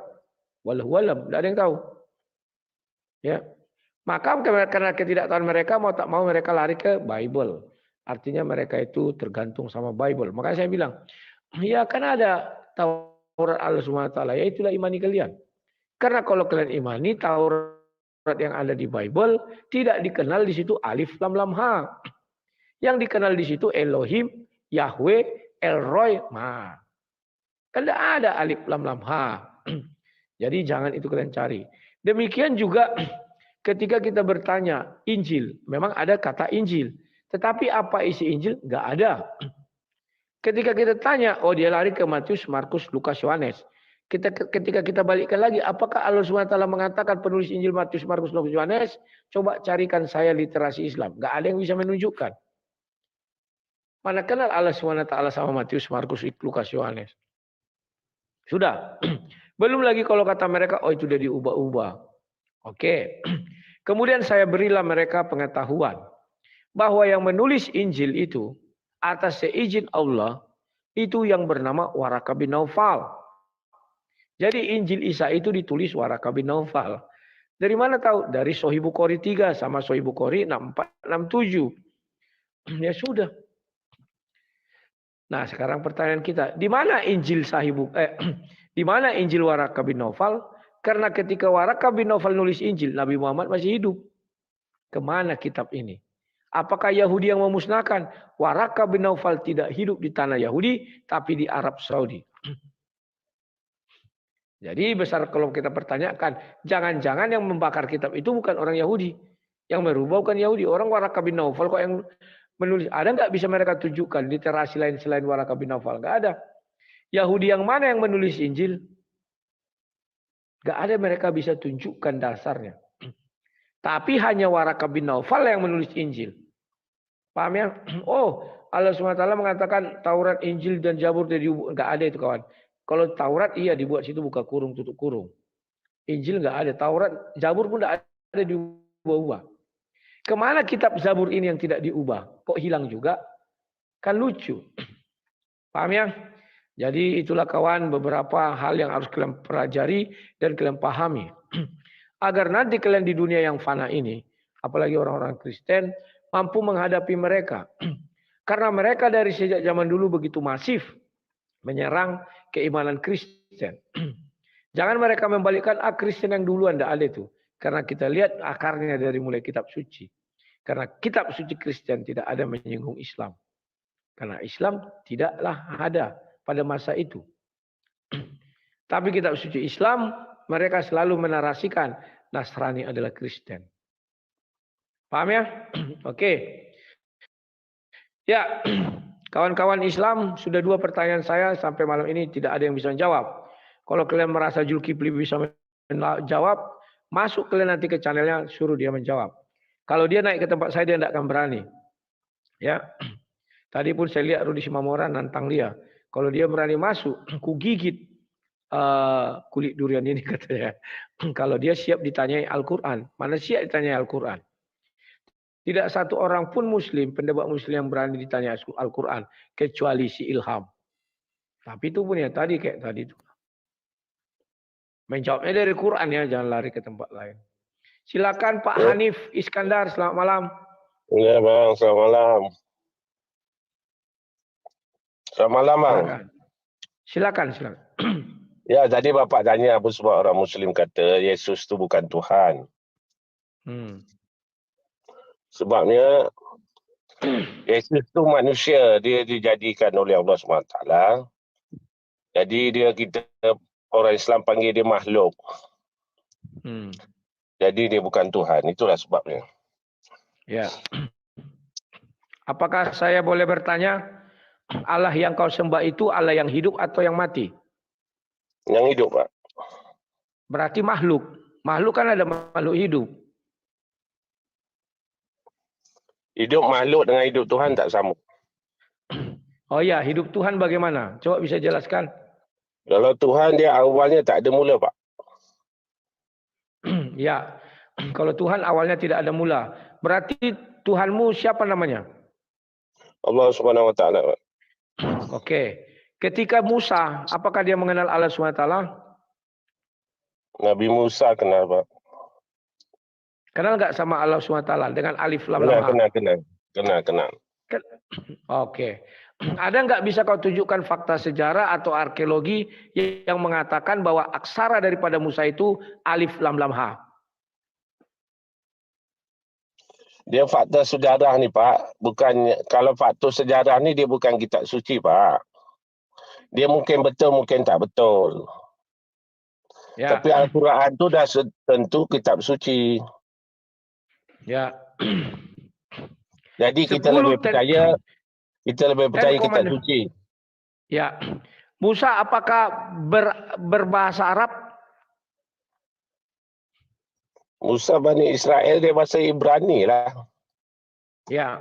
Apakah ada aksara alif lam lam ha di bahasa Ibrani?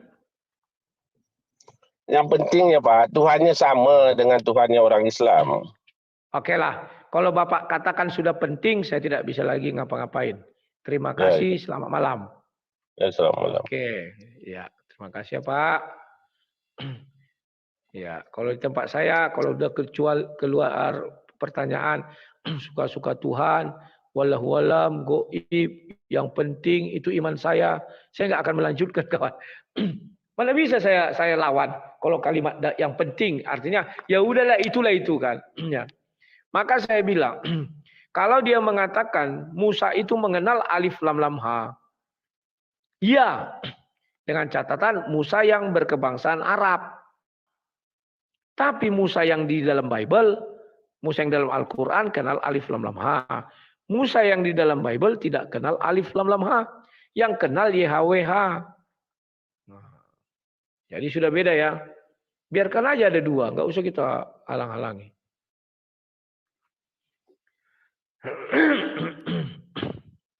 Halo. Halo. Halo, selamat malam. Selamat malam. Silakan mau bertanya apa ditanya atau menjawab. Kembali yang tadi. Yang mana? Yang Anda bilang makhluk apa Allah itu makhluk. Silakan.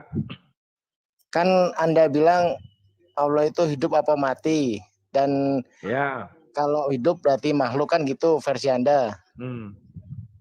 Karena setahu saya gini ya, yang hidup itu ada makhluk. Enggak, kalau di Islam enggak. Khusus Allah itu zat ya. Bukan ZAT, tapi DZAT, ya. Ya. Yang maha wujud. Sekarang kalau hal yang wujud diciptakan dari ketiadaan, mungkin nggak? Ya, sekarang saya mau bertanya dulu, Pak. Mungkin nggak. Allah itu siapa? Sebentar. Aku tanya. Hal yang wujud diciptakan dengan ketiadaan, mungkin nggak? Semuanya mungkin. Coba ulang lagi. Hal yang wujud bagi Tuhan tidak ada yang tidak mungkin. Loh, itu kok sudah ada Tuhan berarti. Ini yang saya tanyakan adalah sesuatu yang wujud diciptakan dari yang nggak wujud, mungkin nggak? Mungkin. Duh, dari ajaran mana itu? Dari sini aja logikamu nggak masuk loh. Manusia sebelumnya ada wujudnya enggak? Bukan versi manusia, langsung ke zat ya. Oh, zat saya nggak tahu, zat padat, zat cair, zat apa? Oh, ya berarti Anda tutup dulu. Berarti Anda nggak ngerti. Jangan. Oh ya makanya saya nggak ngerti, makanya saya tanya Bapak, Allah itu apa? Jangan live kalau gitu, percuma. Iya. Ya Allah itu apa? Dijawab dulu dong. Apakah Allah itu nama atau Allah itu apa? Sebentar, saya mau meluruskan penjelasan Anda. Yang mana Allah itu hidup apa mati? Kalau ada yang bilang hidup, berarti makhluk. Itu salah. Anda bilang makhluk itu salah. Ya. Makanya saya tanya, hal yang wujud diciptakan dari yang nggak wujud, mungkin nggak? Mungkin. Mana dalilnya? Contoh, misalnya kamu melihat apa lah ya, yang nggak wujud itu berarti gas. sudah ada. Kamu sudah ada. Jangan. Cari contoh yang nggak wujud. Ya manusia dulunya kan nggak wujud. Gimana sih? Kok ngeyel? Kok disejajarkan dengan Allah manusia? Nggak bisa. Sekarang tunjukkan hal yang nggak wujud bisa mewujudkan. Kalau kau sebentar, saya tanya dulu kau. Allah itu apa? Itu dulu biar kita lihat. Dat yang maha tinggi, yang maha wujud. Ya. Allah itu kan nama. Peranakan langsung tunggal. Ya. Sekarang Allah itu gini. kan nama. Sekarang Tunggu gini, dulu, Allah itu kan nama. Sebentar. Anda sulit untuk mengakui bahwa semua bilangan itu dimulai dari angka 1. Sebentar dulu. Allah semua itu bilangan, apakah nama? Anda percaya itu dimulai dari angka 1? Lateo nggak pandai kau berdiskusi, mau kau aja yang didengar. Anda percaya nggak semua? Ya, kita tidak mau mendengar orang yang terlalu egois, mau dia aja didengar. Ketika kita tanya dia Allah itu maha hidup atau mati, kan bebas dia menjawab, bisa hidup, bisa mati, bisa yang lain. Misalnya, oh enggak harus dua itu pilihannya. Ada satu lagi, ya apa? Di luar hidup dan mati ada enggak pilihan lain? Enggak ada. Maka dia mengatakan hidup. Setahu saya hidup itu makhluk, makhluk hidup, makhluk mati, kan gitu. Ya apa lagi namanya? Oh itu adalah zat. Ya, saya tahu DZ itu. Meskipun bahasa Arabnya saya nggak yakin itu DZ itu. Mungkin ZAT bisa jadi ya. Tapi memang waktu itu terjemahan Indonesianya DZAT. Oke, kita terima. Ya. Sekarang Allah itu apa? Semua orang Muslim saya tanya selalu mengatakan nama. Ya udah. Nama itu kapan ada? Oh sejak awal katanya. Kenapa Musa tak kenal Allah? Yahweh dibilangnya. Nah itu kan mereka harus berpikir keras. Nah, maka tapi dia nggak mau jawab, maunya dia diajar didengar dari tiada, dari sesuatu yang berwujud bisa nggak berasal dari yang tiada? Ya bisa lah, suka-suka Tuhan dulu manusia nggak ada, kan tiada dulu manusia diciptakannya. Aduh. Sekarang untung nggak kutanya dia, sekarang kutanya kau, sesuatu yang nggak bisa didefinisikan ada nggak? Kan tiada namanya itu. Kawan-kawan, kalau berdiskusi, usahakan saling mendengar. Jangan mau diajar didengar. Silakan Irwan Saputra 2331. Selamat malam. Selamat malam, Bang. Malam, silakan. Apa bahasan kita nih, Bang? Bahasannya sederhana. Mengapa Nabi Isa ingin disalibkan? Atau mau disalibkan oleh orang-orang yang mau nyalibkan dia itu. Kenapa? Dalam perspektif Islam, Nabi Isa nggak disalib, Bang. Karena menurut Ya, pendapat tetapi saya, kan Yesus itu beda maksud sama saya Nabi bukan, Isa. bukan betul sama maksud saya bukan Nabi Isa disalibkan, kan dia ingin disalibkan itu. Orang datang mau nangkap dia mau Nggak ada, Bang, disalibkan. keinginannya, Bang. Tidak Nah, ada baca dulu keinginan surat Nabi Isa, Bang. Coba bukan keinginan Nabi Isa, keinginan orang-orang. Kenapa Nabi Isa ingin disalibkan oleh orang-orang? Aduh, capek aku bicara sama Ya, orang. begini, Nggak punya isi Bang. kepala. Begini, Tunggu, Bang. tunggu. Kalau Sabar. kalau Yang kalau nggak punya isi kepala kalau minggir. dalam Yang tidak punya isi kepala minggir ya kawan-kawan. Kan pertanyaanku jelas. Mengapa Nabi Isa ingin disalibkan oleh orang-orang itu?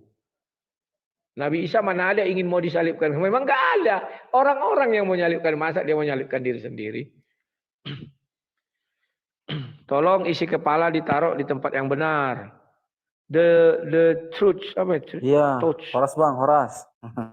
Horas, selamat malam. Iya Bang. Bang, saya cuman mau ini aja Bang, sharing Bang. Silakan.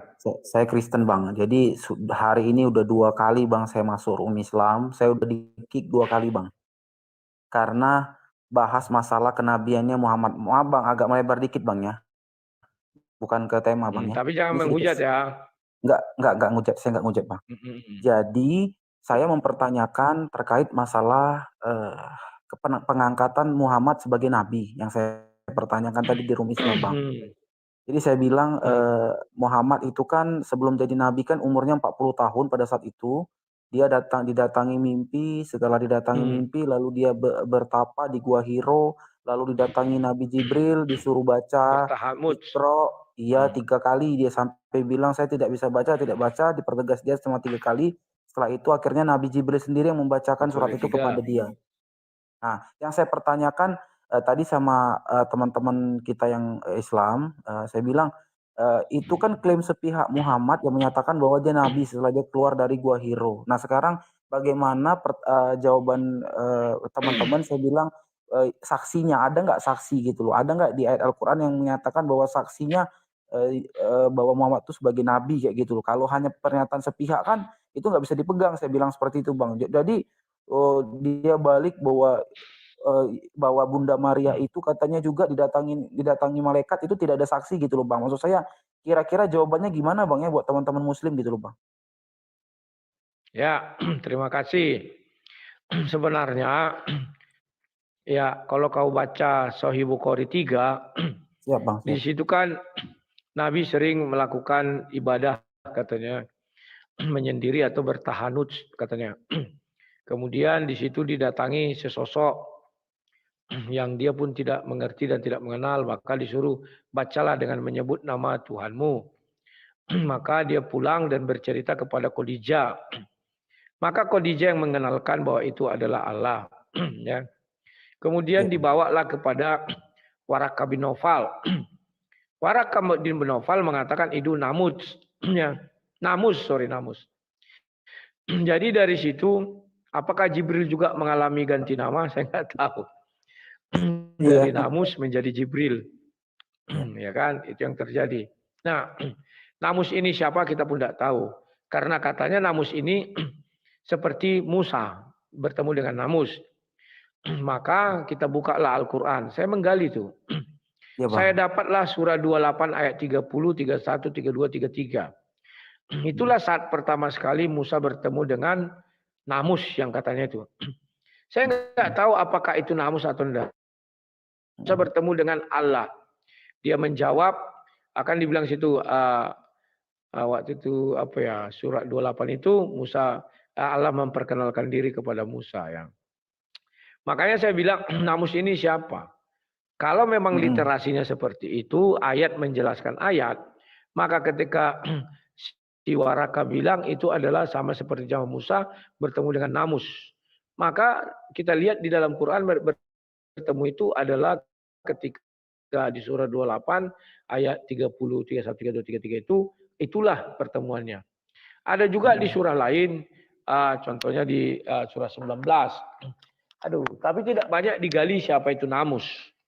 Nah, kemudian kalau kita tanya siapa saksi Muhammad bertemu dengan Jibril, ya, kalau mereka membilang Jibril sama nggak dengan Namus? Makanya aku jadi bingung.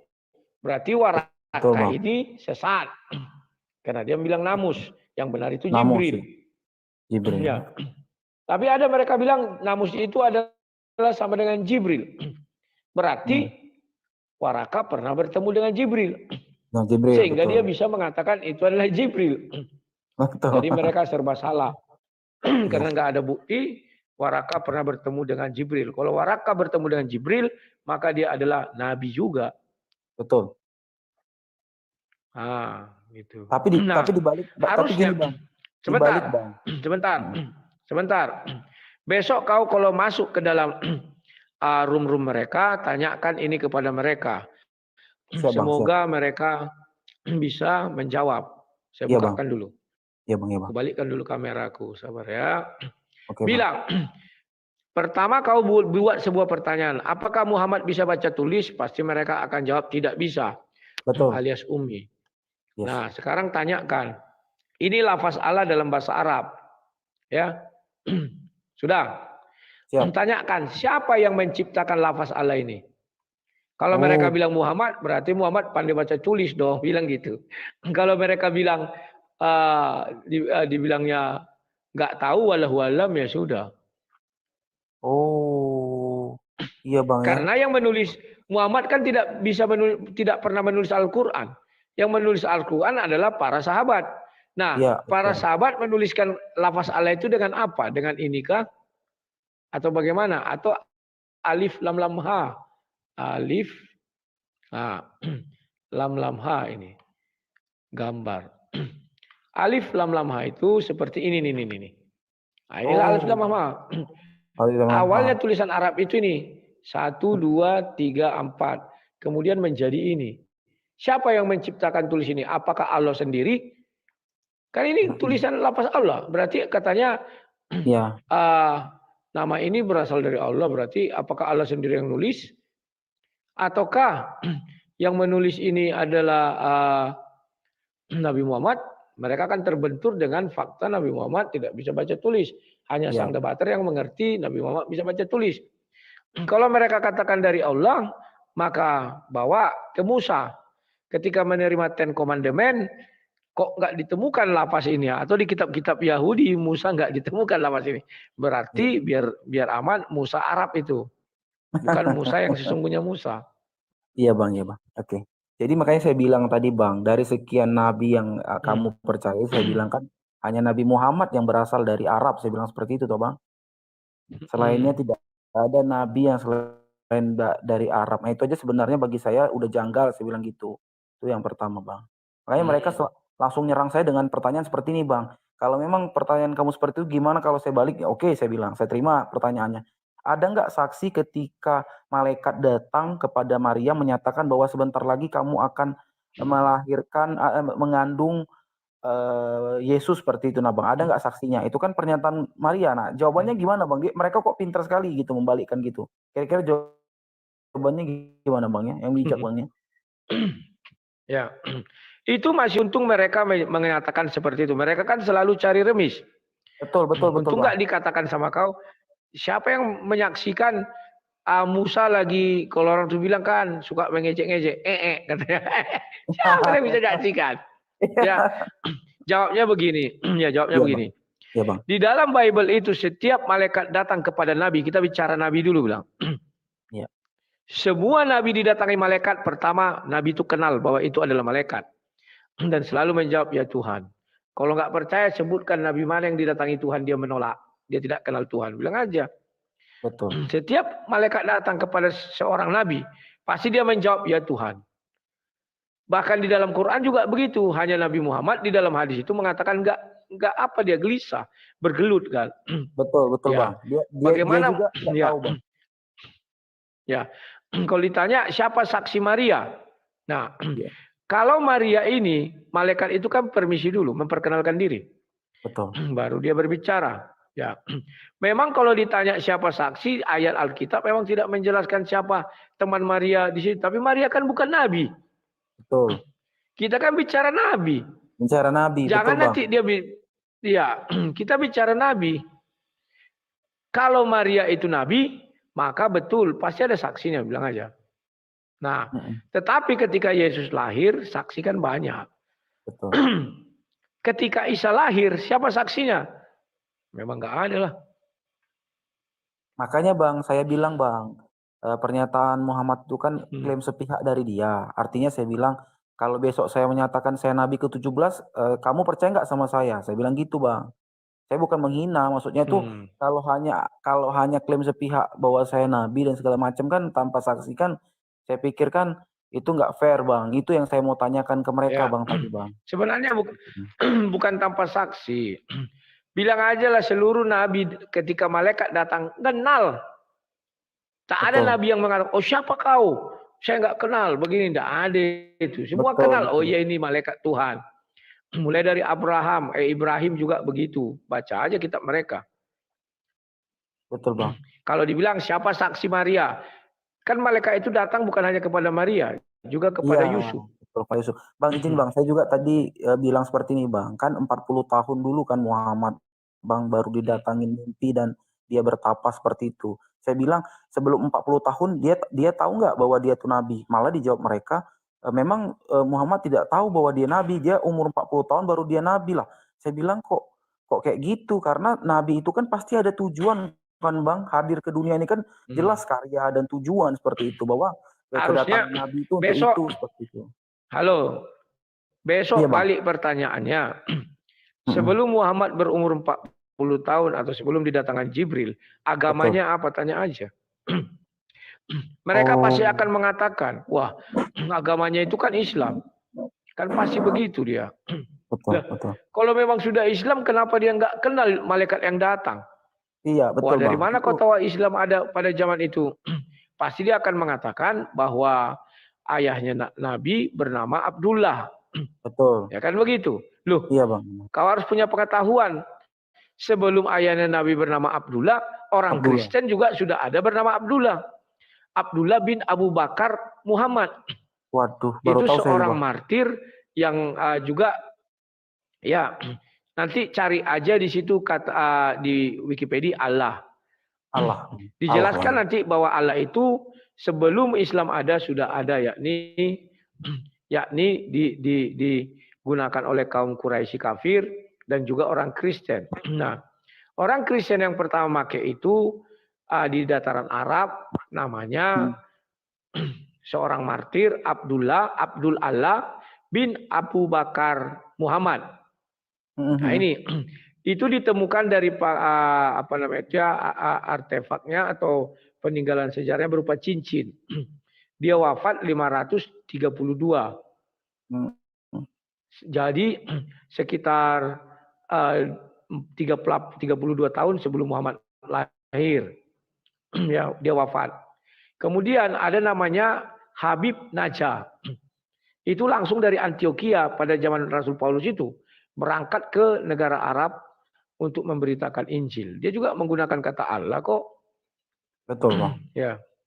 Berarti intinya, Bang, ya pertanyaan saya gitu aja paling Bang ya. Sebelum dia 40 tahun agamanya apa, Bang ya? Ya. Betul sih, Bang. Nah, Ya, nanti ya, kau kembangkan pikiranmu, pikirkan. Kalau mereka Betul. menjawab Islam, pikirkan apalagi yang mau ditanyakan ya, kembangkan aja lah. Biar Karena jangan gini, lupa Bang. tadi itu ya, lafaz Allah siapa Lafaz yang Allah, menuliskan, Bang. menciptakan. Ya gini, Bang, rata-rata aku kan sering masuk ke room Islam itu, Bang. Apa yang kutanya tentang Islam langsung dibalikkan, Bang, ke aku, Bang, ke kita. Ke Yesus, contoh Bang ya, contoh Bang ya. Ini bukan menghina, Bang ya. Kan saya bilang Muhammad itu kan saya bilang mati, dia kan diracun oleh Zainab. Oke, yang tunggu. Jangan membahas itu. Ya, kalau yang sifat-sifatnya gitu nggak usah. Itu nanti di room mereka aja kau ungkapkan ya. Oh iya, Bang. Karena aku tahu mereka selalu mencari remis. Makanya bilang betul, gini, Bang. kau jawab aja dulu bilang. Ya. Suruh dia menjawab lebih dahulu, baru kau bertanya sama aku bilang aja. Oke, gitu aja ya. Iya, Bang. Oke, Bang. Mulai ya, Bang dah. Oke. Siap, terima kasih. Selamat malam. Saya juga sudah pernah bertanya kepada mereka kawannya bahwa sebelum Muhammad menjadi nabi, agamanya apa? Mereka selalu mengatakan, ya Islam lah. Apa fakta sejarahnya? Ya, siapa yang dia sembah? Kan begitu. Oh, yang dia sembah itu, kan Abdullah itu namanya apa ya? Ada Abdullah itu entah apa Allah. Pokoknya ada Allah-Allahnya. Mana ada orang zaman itu bernama itu? Ada, bilang ya. Catatan sejarah ternyata ada kawannya. Dan faktanya kalau zaman itu sudah ada Islam, maka di Mekah kok tidak ada Islam, tapi ada kafir Quraisy yang menyembah berhala. Ya kembangkan kalian lah, pertanyaan itu banyak kok ya, gampang itu. Halo Karma, selamat malam. Malam bro. Bro, mereka selalu menghina loh bro. Kita makan B2 ya. Tahu nggak mereka itu Ali Imran 93 bro. Coba buka bro. Padahal Bani Israel kan makan semua kan. Ali Imran 93 ya. Iya betul. Ya surat 3 ayat 93. Ya tunggu Pak.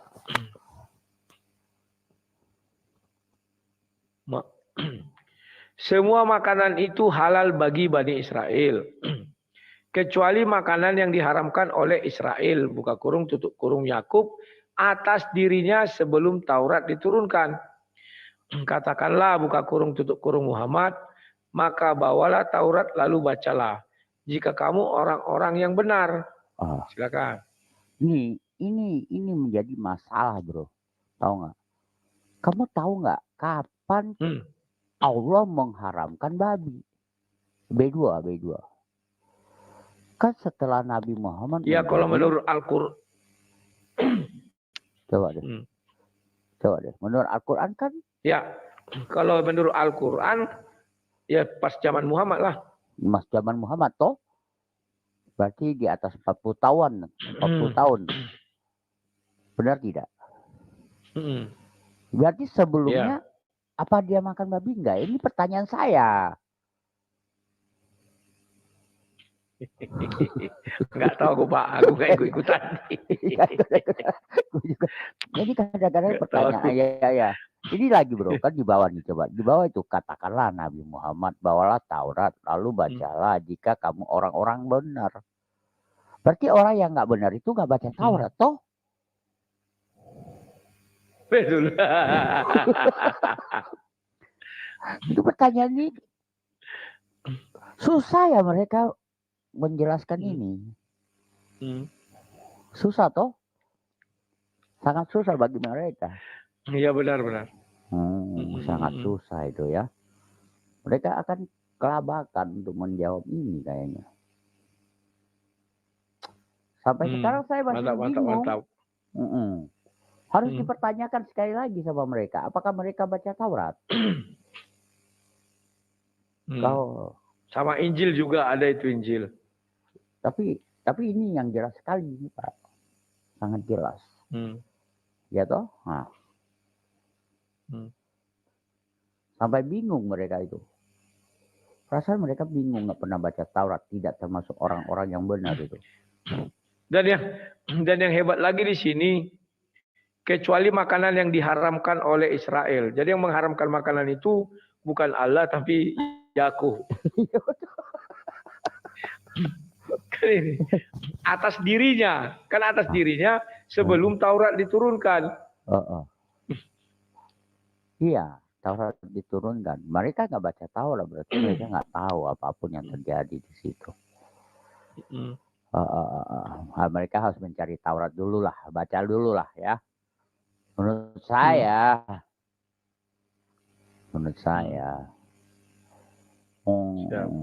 Iya.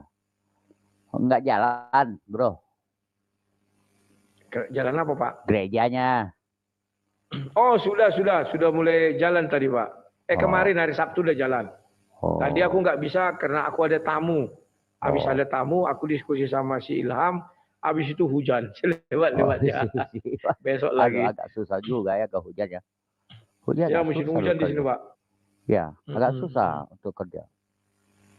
Ya. Apalagi ini musim ngecor ya. Ngecor kan, masih ngecor kan. Kamis kami ngecor lagi. Ya, harus lihat hujan apa enggak tuh. Kalau enggak harus beli plastik. Penerawangan.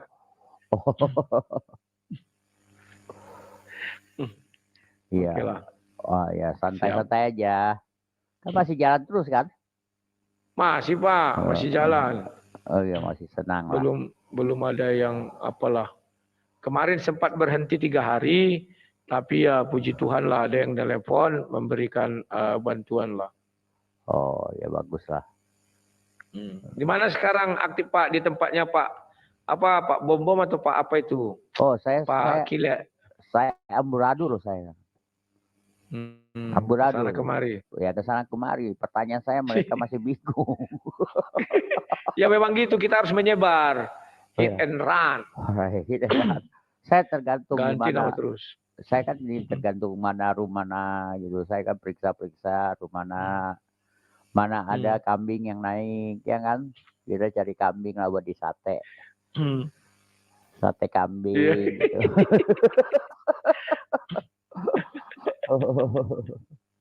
Aduh. Memang lucu. Mereka sekarang itu sudah stres. Bukan stres lagi, bingung. Pertanyaan ini belum kejawab, itu sudah muncul. Ini belum kejawab, itu sudah muncul. Pertanyaan saya itu tentang sholat aja mereka bingung loh. Sholat, siapa yang bingung? Makanya orang tuh suka cari remis. Nggak bisa remis itu. Ya, mereka suka cari remis itu, Pak. Udah nggak bisa remis. Oh iya, itu, sholat nggak bisa. Nggak bisa remis itu. Ditanya siapa yang bikin toh? Setengah mati mereka jawabnya jawab. Apa? Nggak bisa jawab. Bilang Allah lah. Kalau Allah kan ada di Quran. Iya kan? Ini kan perkataan sholat. Kita ambilnya dari apa? Dari niat sholatnya dulu. Siapa yang bikin ini niat sholat ini? Ada di mana? Wow. Bukannya Muhammad buat sholat, Pak? Kagak. Nggak ada di hadis. Niat sholatnya nggak ada. Coba aja suruh cari. Kalau waktu ke Sidratul Muntaha itu? Ke Sidratul Muntaha nggak ada niat sholatnya. Itu tapi kan ada cuma perintah dari 50 sholat. menjadi 5. Itu perintah sholat. Oh, jadi yang ditanyakan? Perkataan sholat. Perkataan sholat. Iya, perkataan dalam sholat itu. Kan dari niat sholat. Oh, yang sering mereka ucapkan itu. Oh. Kalau bisa jawab, saya kasih duit itu.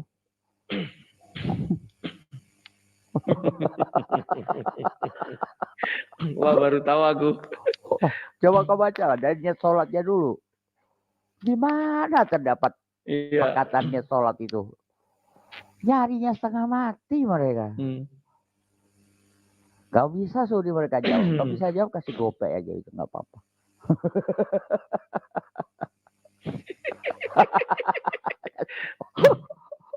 Aduh. Saya Kakak dulu ada juga itu di apa ya? Apa pertanyaan jadi lupa, aku udah pernah juga itu, aduh lupa. Kamu jangan Ya, tanya udah tentang lupa. kebaikan Nabi ya. Capek mereka jawabnya. Iya.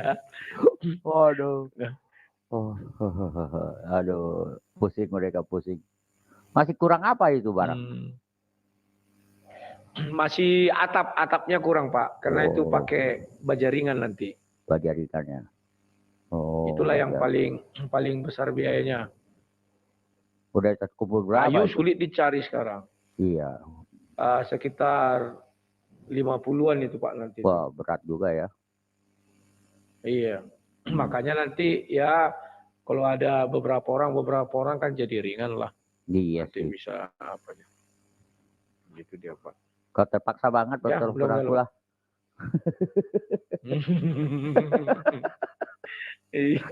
Siap Pak.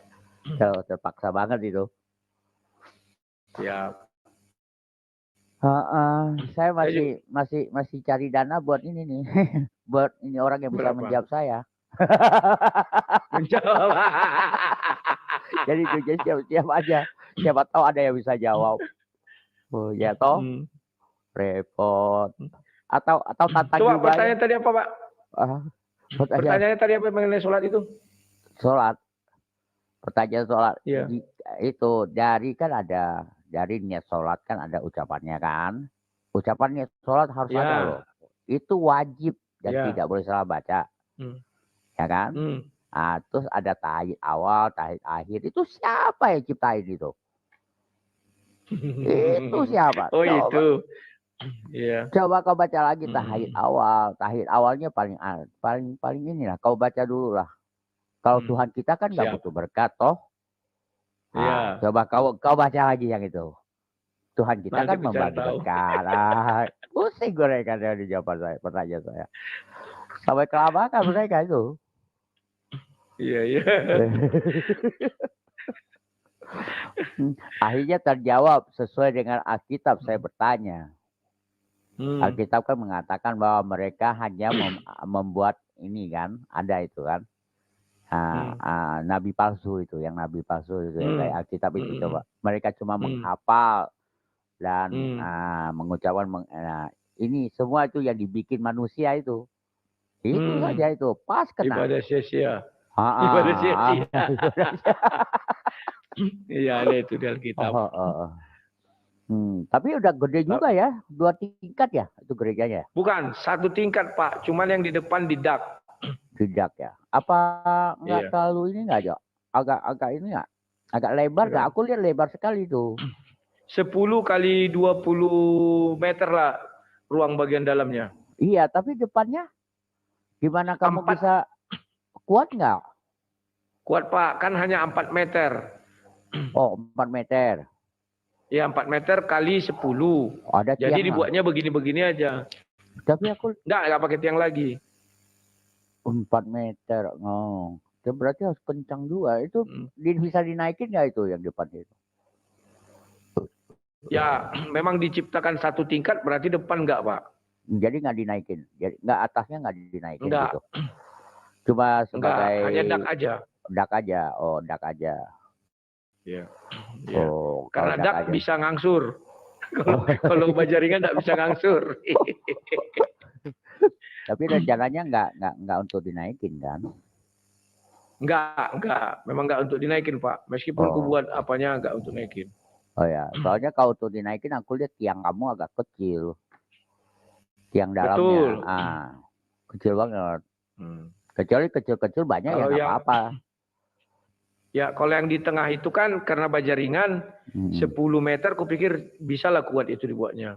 Karena pernah kulihat 10 meter gereja itu kan enggak pakai tiang di tengah. Oh, Tapi tanya atasnya orang. baja Ya. ringan. Tanya orang ya.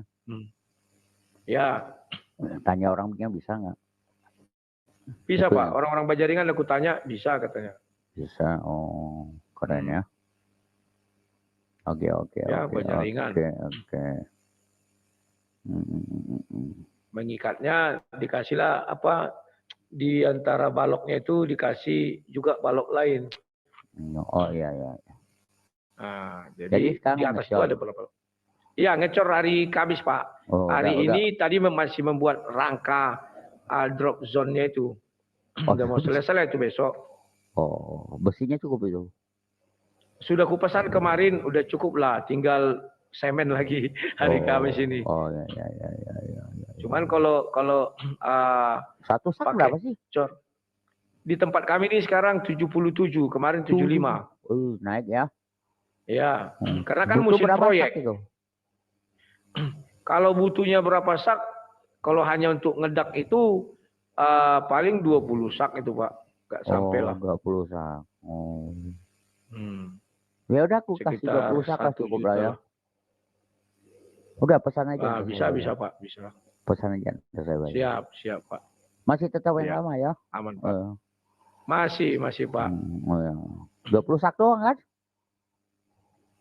Ya, boleh kalau Bapak mau 20 apa.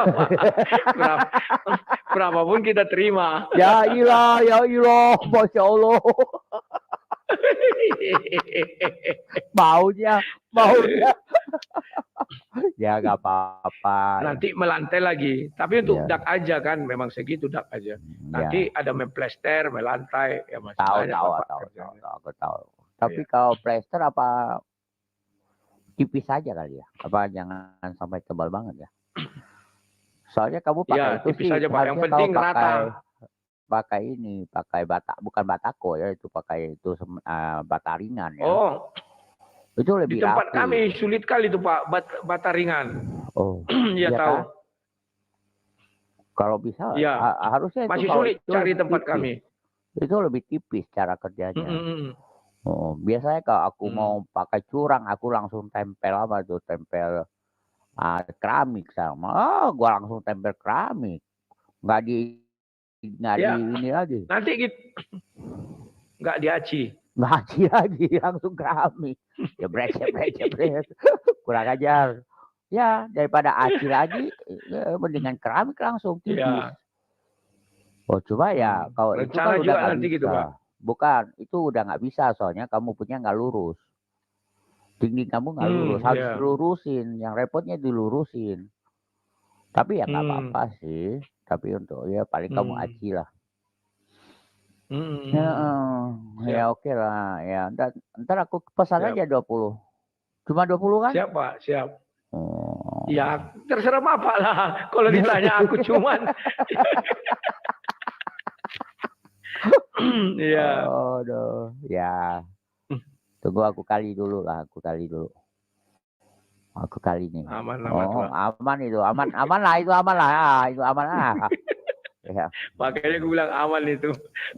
Orang hanya 20 sak kok. Ya, aduh, ketawa saja dia orang bikin ketawa semua sih. Aduh, Iya. tapi Saya pun lawan sih. sekarang, Kenapa tuh? saya sekarang ini banyak ketawa juga Pak. Harus Karena saya setiap melihat mereka membahas, ada lagi yang lucu. Saya tonton di TikToknya Uniripa. Mereka mengomentari pernyataan Eli yang mengatakan bahwa Yesus lahirnya di Bethlehem, tidak ada pohon korma. Jadi ada seorang ukti itu sok-sokan membahas. Dia bilang, wow, di Jericho kan ada kurma. Memang Yesus lahir di Jericho. Jauhnya sampai ke ujung-ujung itu pun masih di apa? Kurmanya itu diusahakan kembali bisa hidup di situ, Pak. Itu dia Iya. bohong itu. Lah, Nggak aku langsung yang bisa lucunya, hidup. dia pede kali mengatakan itu. Ya, bagaimana caranya dari Jericho ke Bethlehem? Ya terserah kalian, urusan kalian. Mana disuruh jalan apa? Pohon kurma ke Bethlehem. Aneh-aneh aja aku bilang. Kacau. Iya. Makanya Tapi kurma zaman dulu. Coba. Ya, ya, silakan. kuajarilah orang-orang Mereka tadi gitu. pagi. Ya, sebentar Pak. Tadi pagi kuajarilah orang-orang. Kalau kalian menjawab itu bicara saja apa peninggalan arkeologinya. Saya tunjukkanlah. Saya memang belum pernah ke Israel, saya bilang. Tapi di Google ada tempat kelahiran Yesus. Nah, kalian tanya, ada nggak orang Yahudi menolak ini tempat kelahiran Yesus? Kan tidak ada. Nggak ada. Dan sudah dibuat hiasan-hiasan. Itu tempat kelahiran Yesus. Nah, buktikan, apakah di bawahnya ada air sungai? Kan di Al-Quran dibilang ada sungai mengalir di bawahnya. Betul. Sesudah itu. Nah, adakah pohon kurma di situ? Jangan lari ke Yeriko, jauh kali. Sesudah itu, apakah itu di timur Baitul Maqdis? Kan tidak di timur, tapi di selatan. Aduh. Ya mereka Lawak-lawak ada aja. saja. Benar-benar bahasa tukang ngada-ngada. Repot Pak, sekarang mereka itu jauhnya asal-asalan. Malah kita Betul. ini yang jadi pembela Quran dan hadis. Allah. Betul. Nah, kita akhirnya aduh kasihan mereka. Yang parahnya, mereka tidak mengerti apa itu petikan langsung. Jadi apa yang tidak diucapkan Nabi Isa bisa mereka tambahi panjang. Apa yang enggak diucapkan Allah SWT bisa ditambahi mereka panjang. Jadi aku bilang kok orang ini sena udelnya aja di tafsir-tafsir. Tafsir Ibnu Katsir, tafsir Kemenak contohnya kan. Jadi saya bilang ini apa-apaan ini. Jadi si Umar kan dulu dari Kristen. Di dalam Kristen ada ayat mengatakan tidak bisa ditambahi, tidak bisa dikurangi. Nah, si Umar pun geleng-geleng kepala. Kok bisa katanya? Dia stres juga jadi. Aduh, menyesal dia tuh nanti 6 bulan lagi menyesal dia tuh. Nggak bisa, Pak. Dia ekonominya agak baik itu aku lihatnya. Iya, betul. Sama dengan Edi Prayitno. Aduh. Sudah banyak burungnya sekarang. Dulu burungnya kan sedikit. Setelah hijrah dia jadi banyak pelihara burung dia. Aduh, salut aku lihat si Umar. Aku masuk juga ke sono, gua ketawain dia aja. Betul kan rapalanku?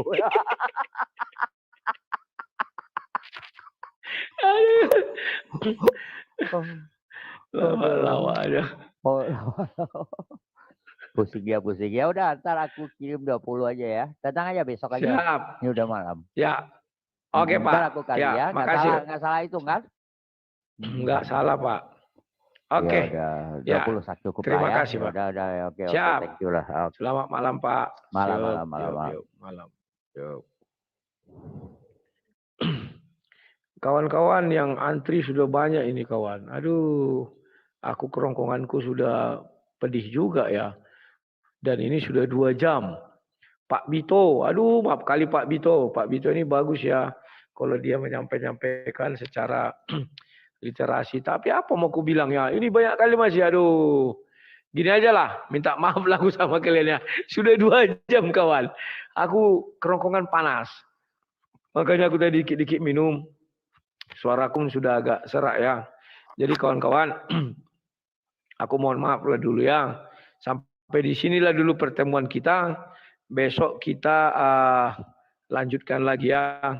Intinya sudah banyak apologi Kristen yang kritis yang berani bertanya kepada mereka dan mereka lawak-lawak aja. Nggak bisa lagi menjawab ya.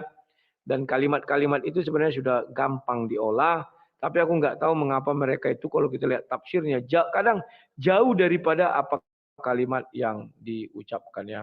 Tapi ya sudahlah, itulah mereka. Oke kawan-kawan, selamat malam. Sampai berjumpa dalam acara yang sama esok hari. Mohon maaf kalau yang lain belum naik ya. Kerongkongan saya sudah kering.